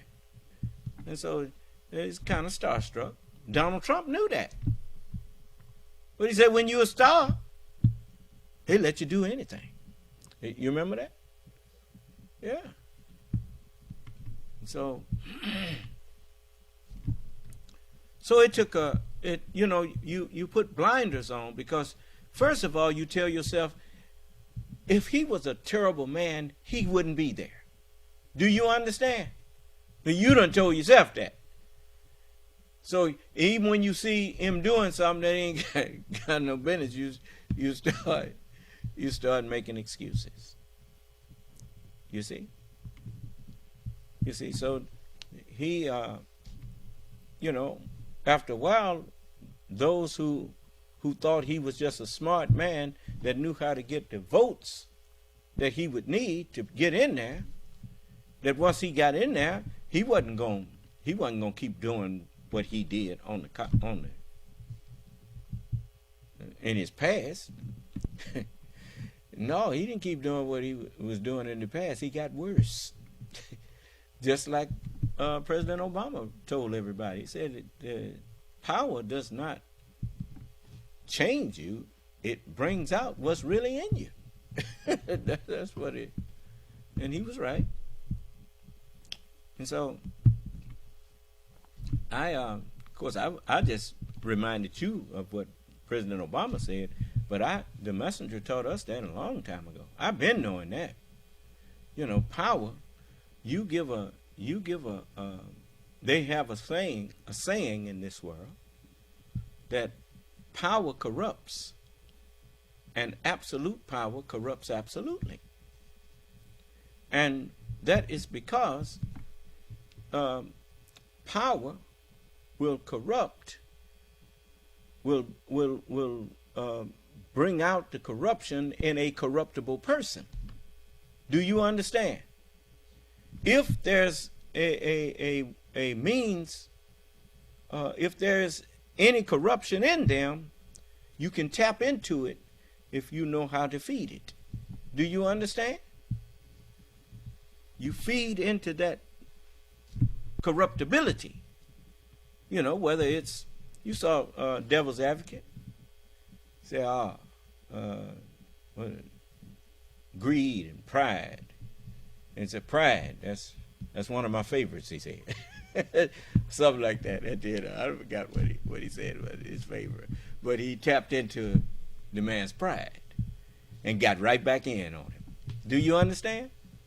You see? So Donald Trump is one of his is ego, and if you stroke his ego, he'll give you all of the country's secrets and whatnot. If you stroke his ego, and he's standing up defending dictators against democracies. That's rich. But anyway, he told the people that he was going to build a wall and make Mexico pay for it. And then when he got in there, he tried to blackmail Congress into giving him money for the wall. Do you understand? But his supporters didn't care. They knew he was lying when they supported him. Every time he stood up and made a promise, they knew he was lying. He was lying just to appeal to those who may have been giving him the benefit of the doubt. But the racists and bigots, they've been knowing that's what he was. You understand? And that's why they support him. You see? And a lot of them, they listening to me now, wishing that they could kill me and wishing they could come get me and all that kind of thing. But that's you stand about a snowball's chance in hell to come doing anything to me, boy. Matter of fact, whatever you plan to do to me, that's what's going to happen to you. Now, some of them done already happened.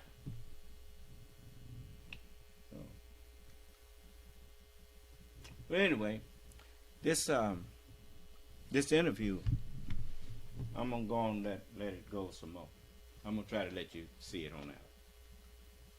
What they may testify to in court, what they're going to do about their legal representation. This is a live issue for a lot of people right now. And some of them may be watching right now. What would you say to them about how to balance the equities in that kind of a calculation? In my opinion, I don't know if there really is a way to balance the equities.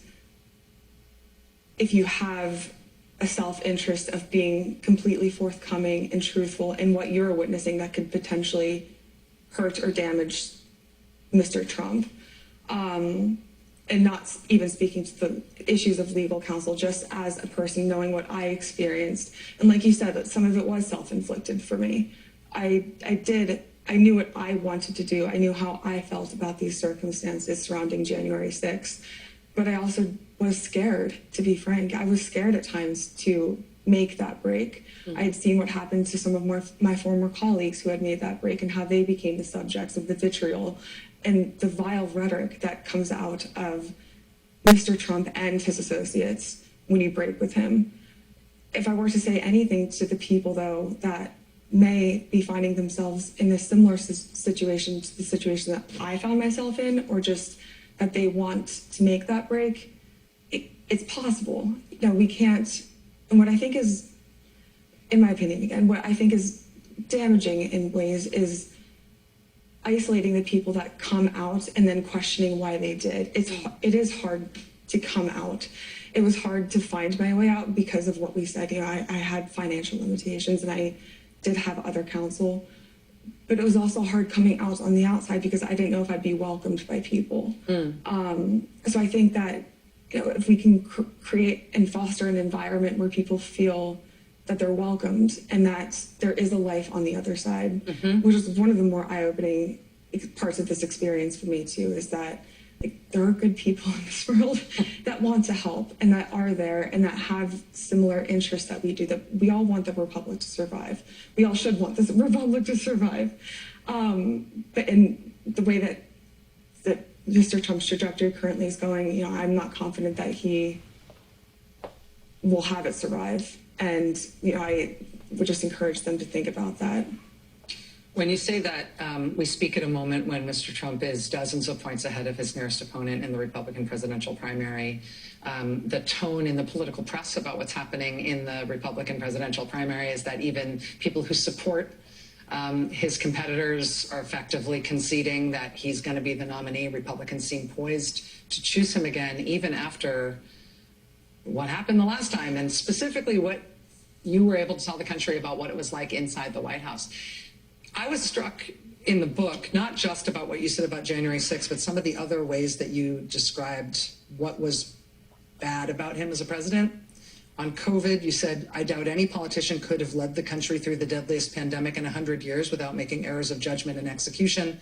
But of all the people in the world, President Trump was uniquely unsuited to the challenge. He lacked empathy and was stubborn and impatient. You said he had a restless, impulsive personality. You described his attention span not being up to an average meeting. I noticed that his eyes often wandered the room when the meetings outlasted his attention span. Ultimately, you described what happened on January 6th as, from him, at a minimum, a shocking dereliction of duty. I mean, all of the things that you described from having seen him up close are public record now. Right? None of these things are secrets. Why do you think your fellow Republicans want him more than they want anybody else as their next candidate for the White House? I can't speak to the psyche of I won't say my fellow Republicans, because I do not think that we are a part of the same Republican Party. I still consider myself a Republican. I consider myself a Republican in the sense of Senator Mitt Romney and the Reagan Republican Party. I believe that the Republican Party needs a strong conservative party. I do not believe that Mr. Trump is a strong Republican, but in this next election cycle, it's, in my opinion, it's the make or break moment for the Republican Party. Now is the time. If these politicians, these men and some women that are currently in Congress want to make the break and want to take the stand, they have to do it now. We can't wait any longer for them to do it. I don't know why they're so willing to support him. I think it's extremely disappointing, and it is not a hard issue to take. We're talking about a man who, at the very essence of his being, almost destroyed democracy in one day, and he wants to do it again. He wants to run for president to do it again. He's been indicted 4 times since January 6th. I would not have a clear You see, one of the failings of practicing racism is that when you see people doing things that you would ordinarily condemn for what they really are, but because those people look like you ignore what you see and call it something else. If those was black people that went up there, you would have arrested everybody in there and said that they was, you would have charged them with attempting to overthrow the government, period. And it would have been some dead bodies laying out there,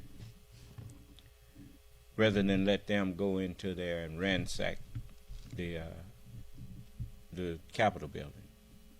You know it, and I know it. But because they was white, you made an excuse in your mind that this can't be what I'm looking at here. Do you understand? You know, that's one of the pitfalls of racism. You know, I experienced that with thinking that just because a person has black skin, that's all that's required in order for them to be my brother or my sister.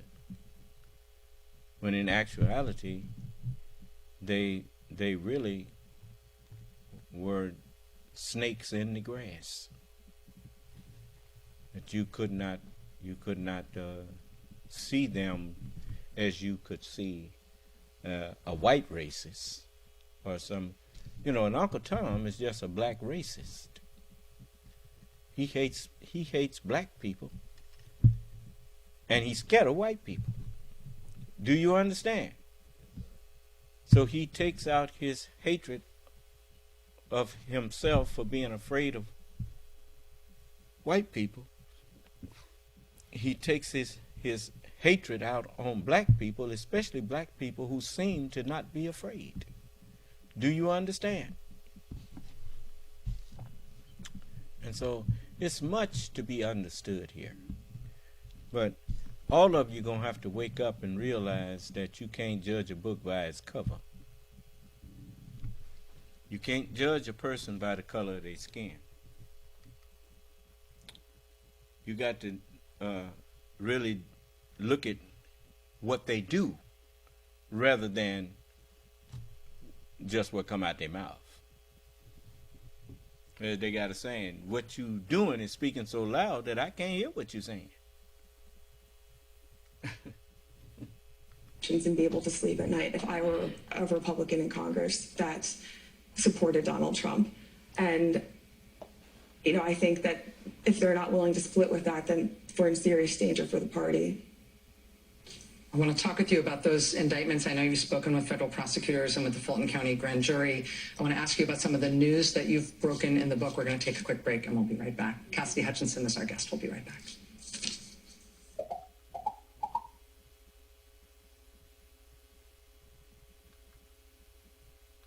Tale about your interactions with the January 6th committee. You did 6 interviews with them plus the live testimony.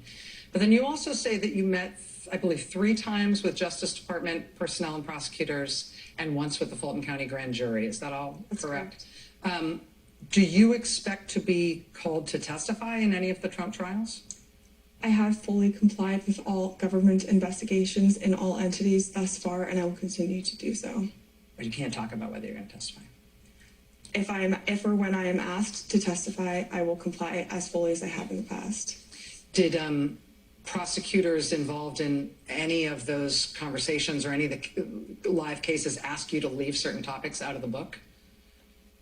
No, everything that is in the book is also consistent with my transcripts that are on the record with the government or with the January 6th committee. Okay. Well, everything pertaining to the election fraud. Yeah. And Mr. Trump's attempt to overthrow the government to stay in power. All in the public record.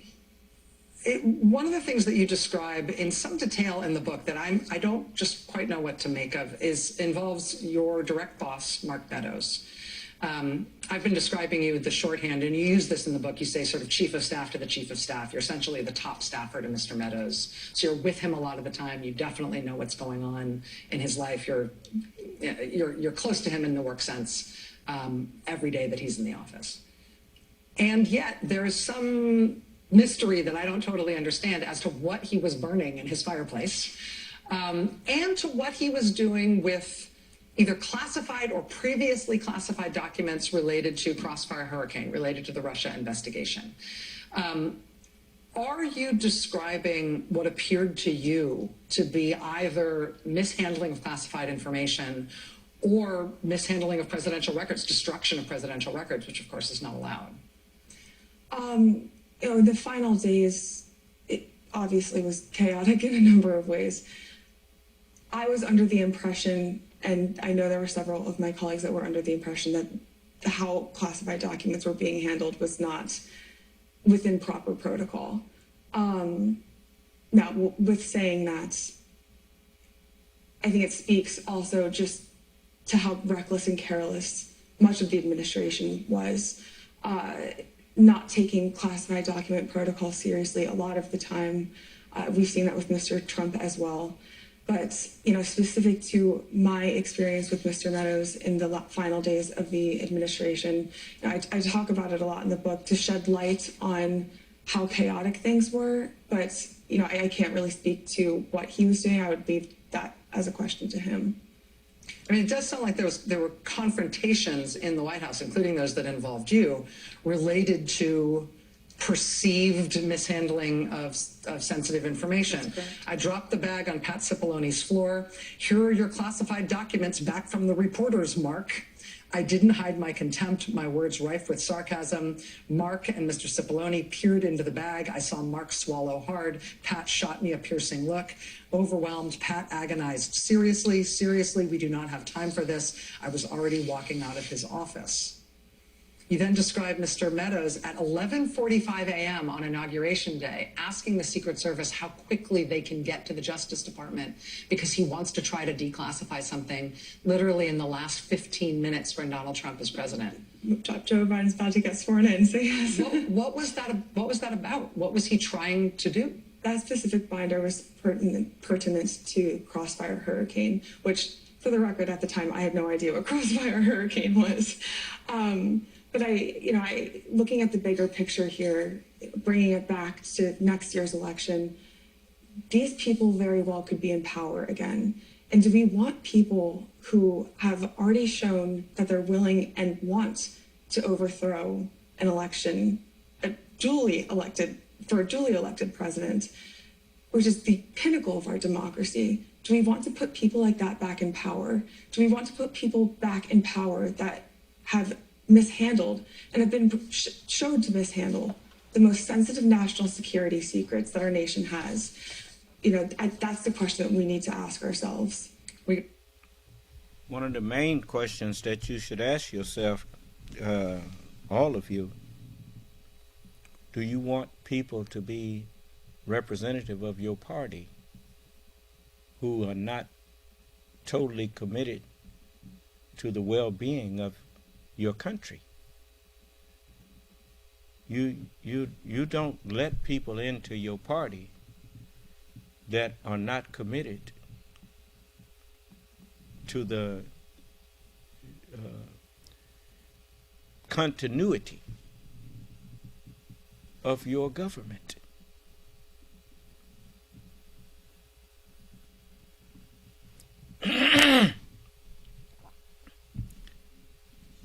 when people tell you don't trust your own government and then run for office, do you think they going in there to do good for you? They started off doing an evil thing.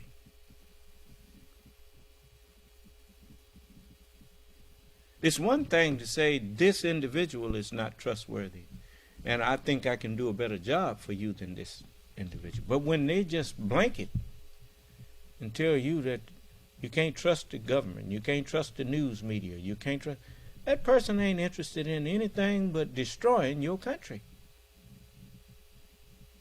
destroying your government. Since it's a government of the people, and if anybody that tries to convince the people that the government is not trustworthy is doing what? They trying to get the people to destroy their own government. You, too bad that you let this go so long. And now, I don't think a pound of cure going to get it. You're going to need about 50 pounds of cure. A statement from a spokesperson for Mr. Meadows tonight, not sort of just vaguely casting aspersions at you, it's most of the statement, but then saying much of her claims in this book about Mr. Meadows or otherwise are filled with half-truths, falsehoods, and purposefully omitting context to sell books. Mr. Meadows essentially just casting aspersions on your character, saying that you are making things up out of whole cloth in order to make money. You worked so closely with him for a long time, but you also describe in the book that you never really trusted him, and there are several instances you describe in which he flat out lied to you, even on close working matters where you should have been on the same side. I should just ask for a response to you for that statement and ask you what you think happened between you and Mark Meadows. I don't think there was anything necessarily negative to happen between me and Mark Meadows. I was very outspoken after January 6th about how I felt about it.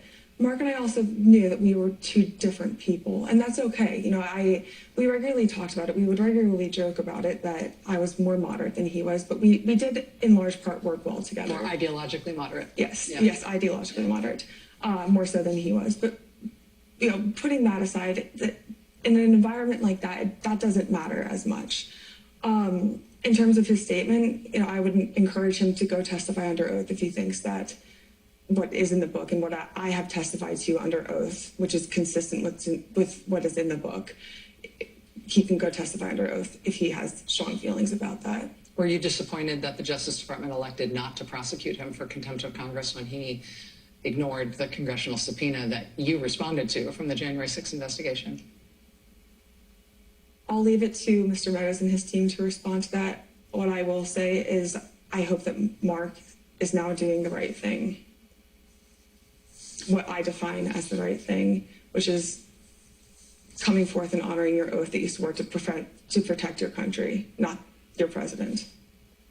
We're going to take a quick break. We're going to come back. I have something to ask you about that creeps me out. I'm sorry in advance. I'm used to it. It's okay. All right. The creepy questions when we come back. Yak, what a tease, huh? We'll be right back with Cassidy Hutchinson right after this.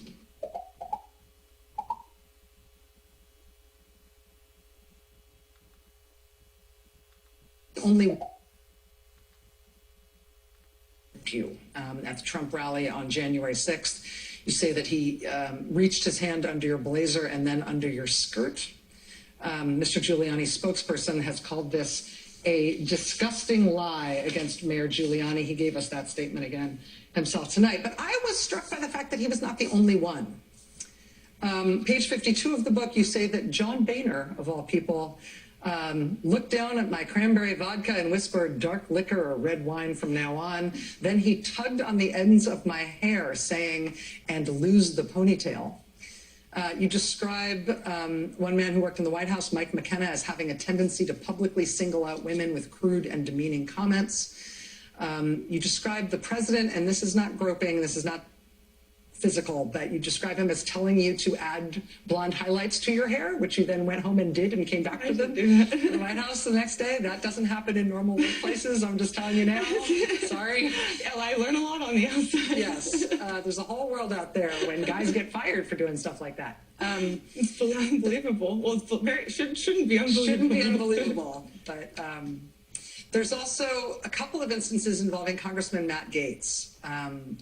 I will omit most of the context here, but I'll tell you the lines that have kept me up and uncomfortable. He chuckled and brushed his thumb across my chin. Has anyone ever told you you're a national treasure?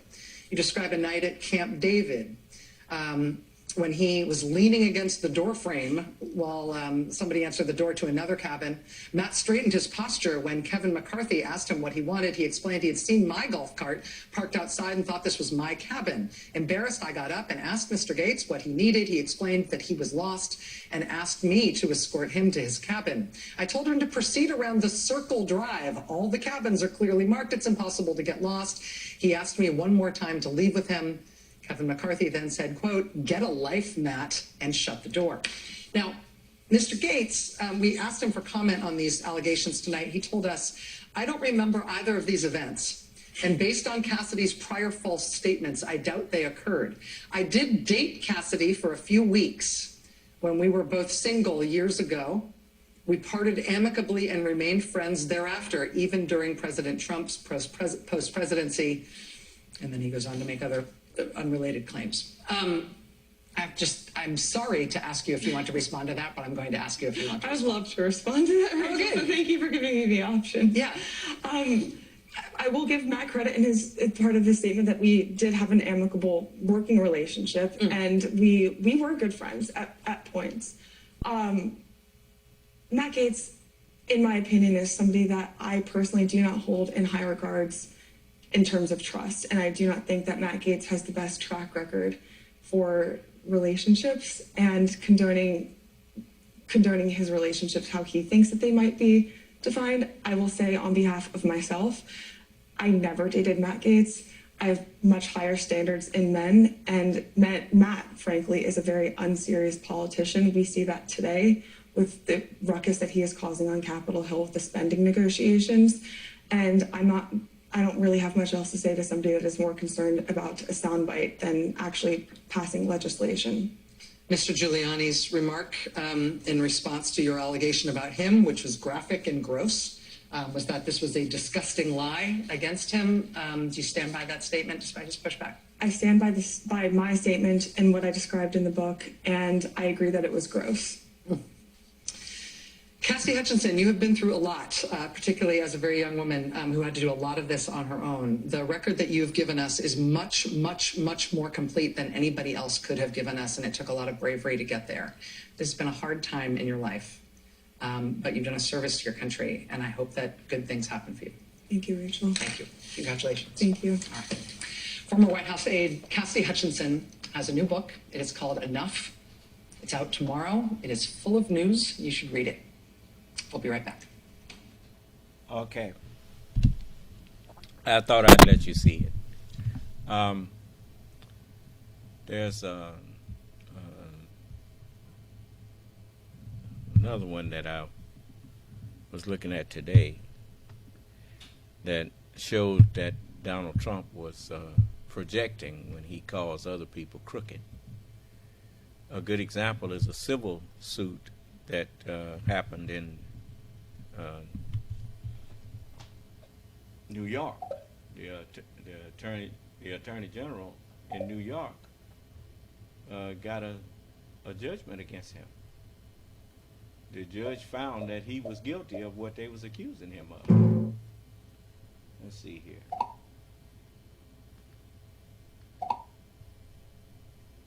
Of the criminal justice system, that vigorous challenge, the presumption of innocence, has the potential to change minds in this country in a way that... Just a moment.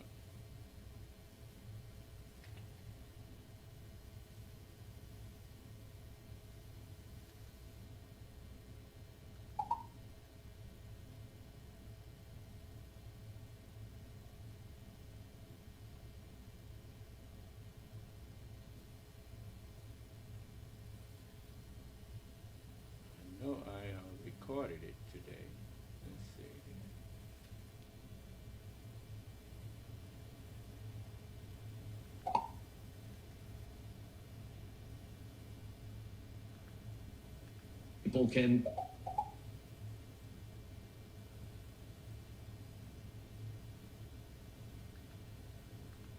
against Donald Trump. That case...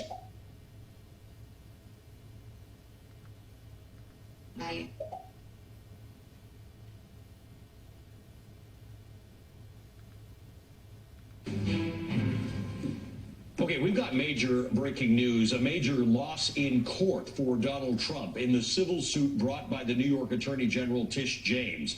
A New York State judge has just ruled that Donald Trump committed fraud by exaggerating the value of his assets in financial statements. This was a major... Crooked Donald. Fraud is a crooked practice. Do you understand? And he wouldn't have got convicted if he had just did it once. But just listen.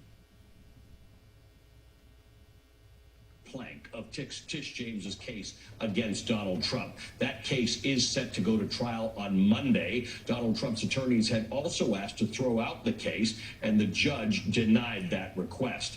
The Attorney General James's lawsuit seeks $250 million in fines and to bar the Trump family from doing business. Now, I just want to tell you, this has just come out, and we're working our way through it. One of the people who's also working her way through it is the brilliant New York Times investigative reporter, Suzanne Craig. She was in the courtroom for these arguments. She's someone upon whom we have relied for a very long time. There's nobody who knows more about this than Suzanne. I don't know whether you've gotten through it yet, Suzanne, but I appreciate you being on with me now to make sense of it. Former United States Attorney Glenn Kirshner is also with us on this breaking news. Suzanne, let me just start with you.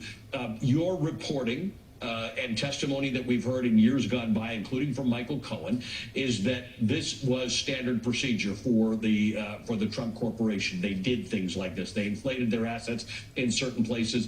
They reduced the value of those assets if necessary to do other things. They were inconsistent at best at the way they treated their assets. Tell me what you make of this ruling. I've tried to give the best explanation we non-legal people can give, but I know you know more about this than most.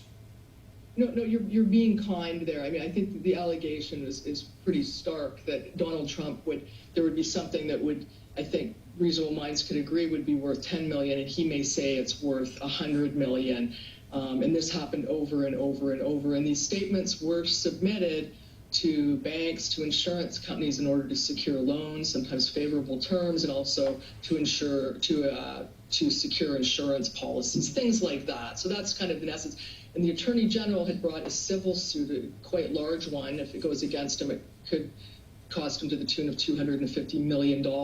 And I have to tell you, I'm still working through today's ruling. It came down. This is all just right before it's supposed to go to trial on Monday. And there were just some last minute motions for summary judgment. And that just means that each side had asked for a ruling from the bench prior to it going to trial. And I have to tell you, I looked at this and I did a double take. It is a huge loss for Donald Trump and a huge win for the Attorney General. What the judge has found is that Donald Trump, on this main count that I'm talking about the inflation of assets, that in fact he's been found liable for that. They've determined that he did in fact overvalue his assets again and again and again.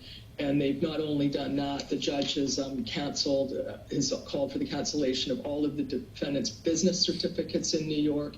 And then on a third one, they're fining a number of the lawyers $7,500 each. This will still potentially move to trial on Monday. There's also another legal battle in this going on, which is that Donald Trump has sued both the judge and the Attorney General. I think he was anticipating this.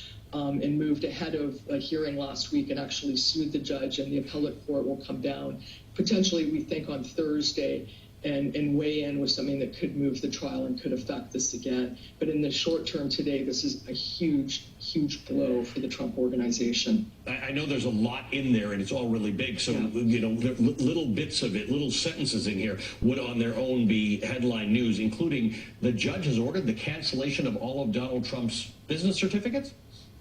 Right, that was one of the things that was ordered today, and the Attorney General in their lawsuit that was brought. This has now been 4 years in the making. It's been going through the civil courts. The essence of what they're trying to do, just in plain terms, is literally trying to run Donald Trump's businesses out of the state of New York. Wow. Donald Trump, since this has started, has moved a lot of his banking and his operations out of New York. And we still don't know in terms of, there's still 5 other counts on this suit that will go forward. Remember now, the Word of God says, and you resist the devil, and he will do what? He's moving all this stuff out of New York because they found him out, and now he's going to pay a price for it. You understand? You see? So I guess New York done found out the truth.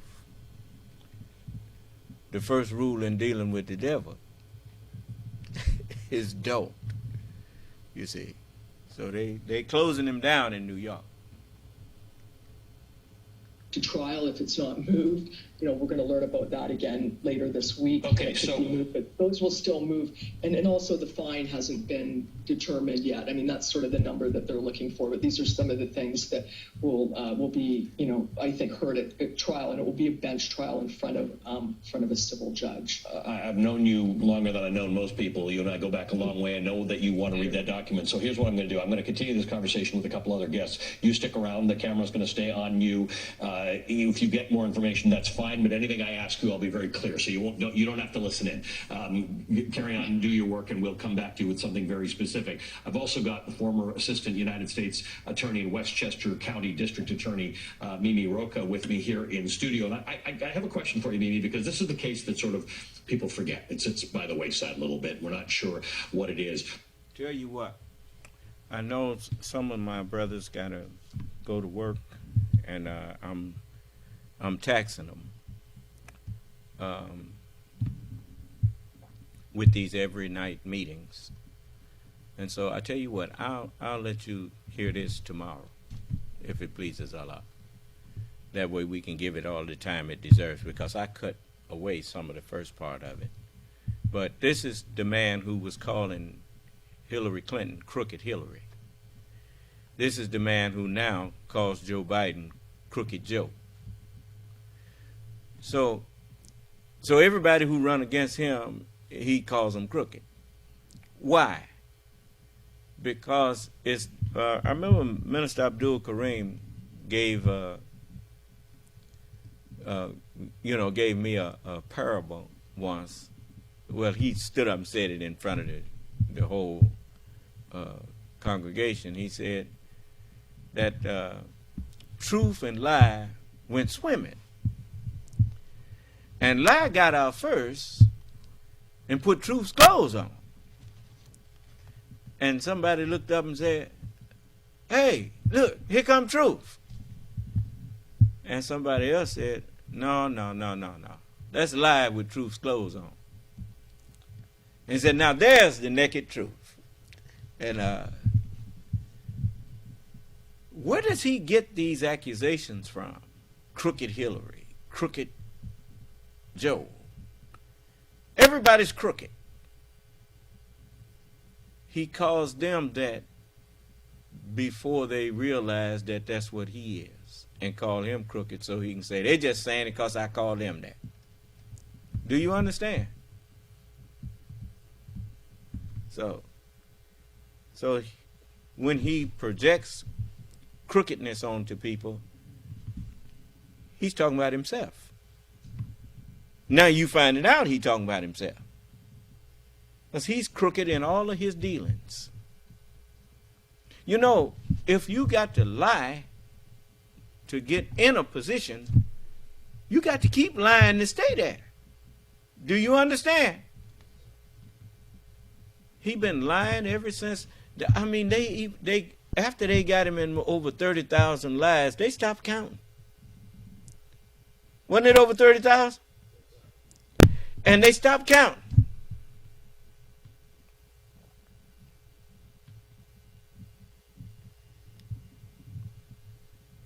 Now, all y'all who support him, just remember, he made a liar out of you too. Yes, he did. In order to support him, you had to start lying for him.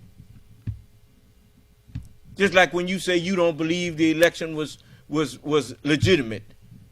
You ain't got no basis for not believing the election was not legitimate. You just saying that to support your liar.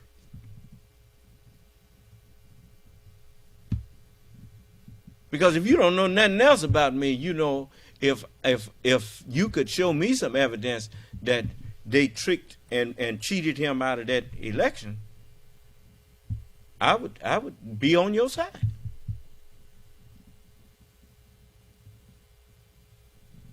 Not because I agree with you, but because I disagree with what they did, if that's what they did.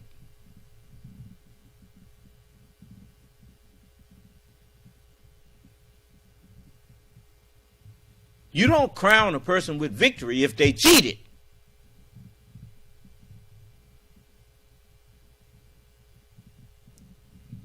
But they ain't showed no evidence of nobody cheating him out of no election.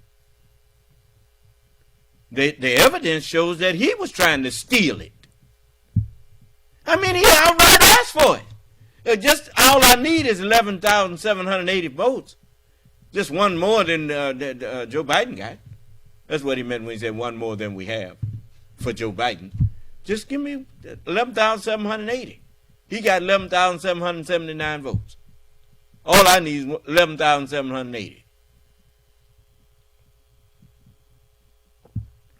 Trying to steal it.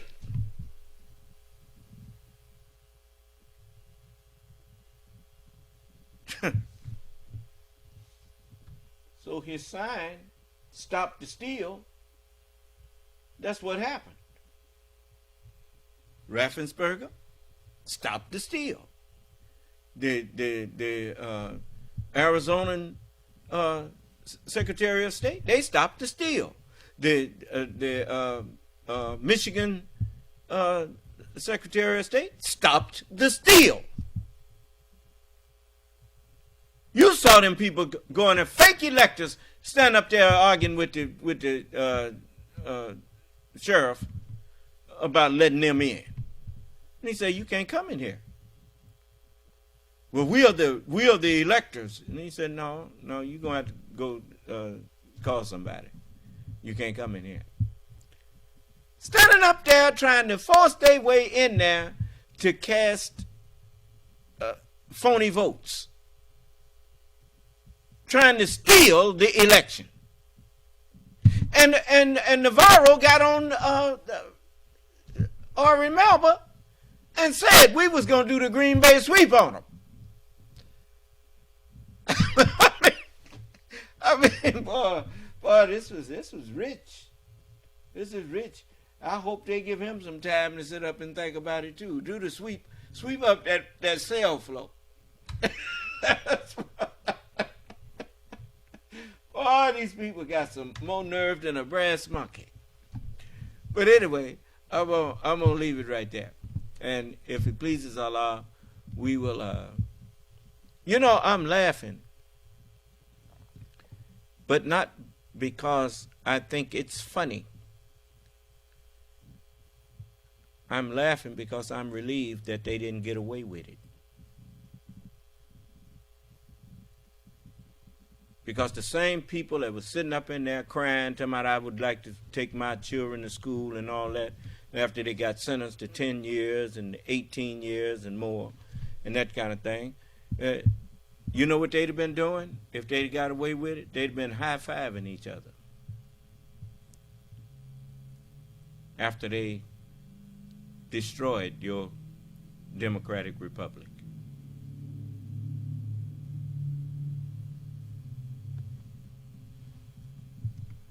Now,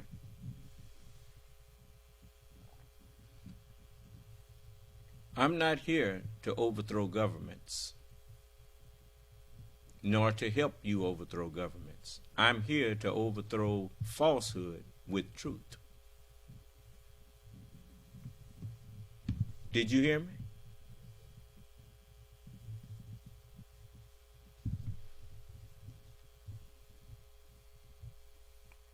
So, may Allah bless us, keep us safe, and in our right minds.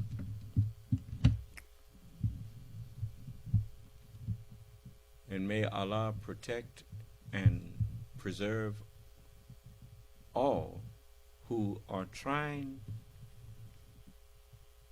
to do and dispense justice.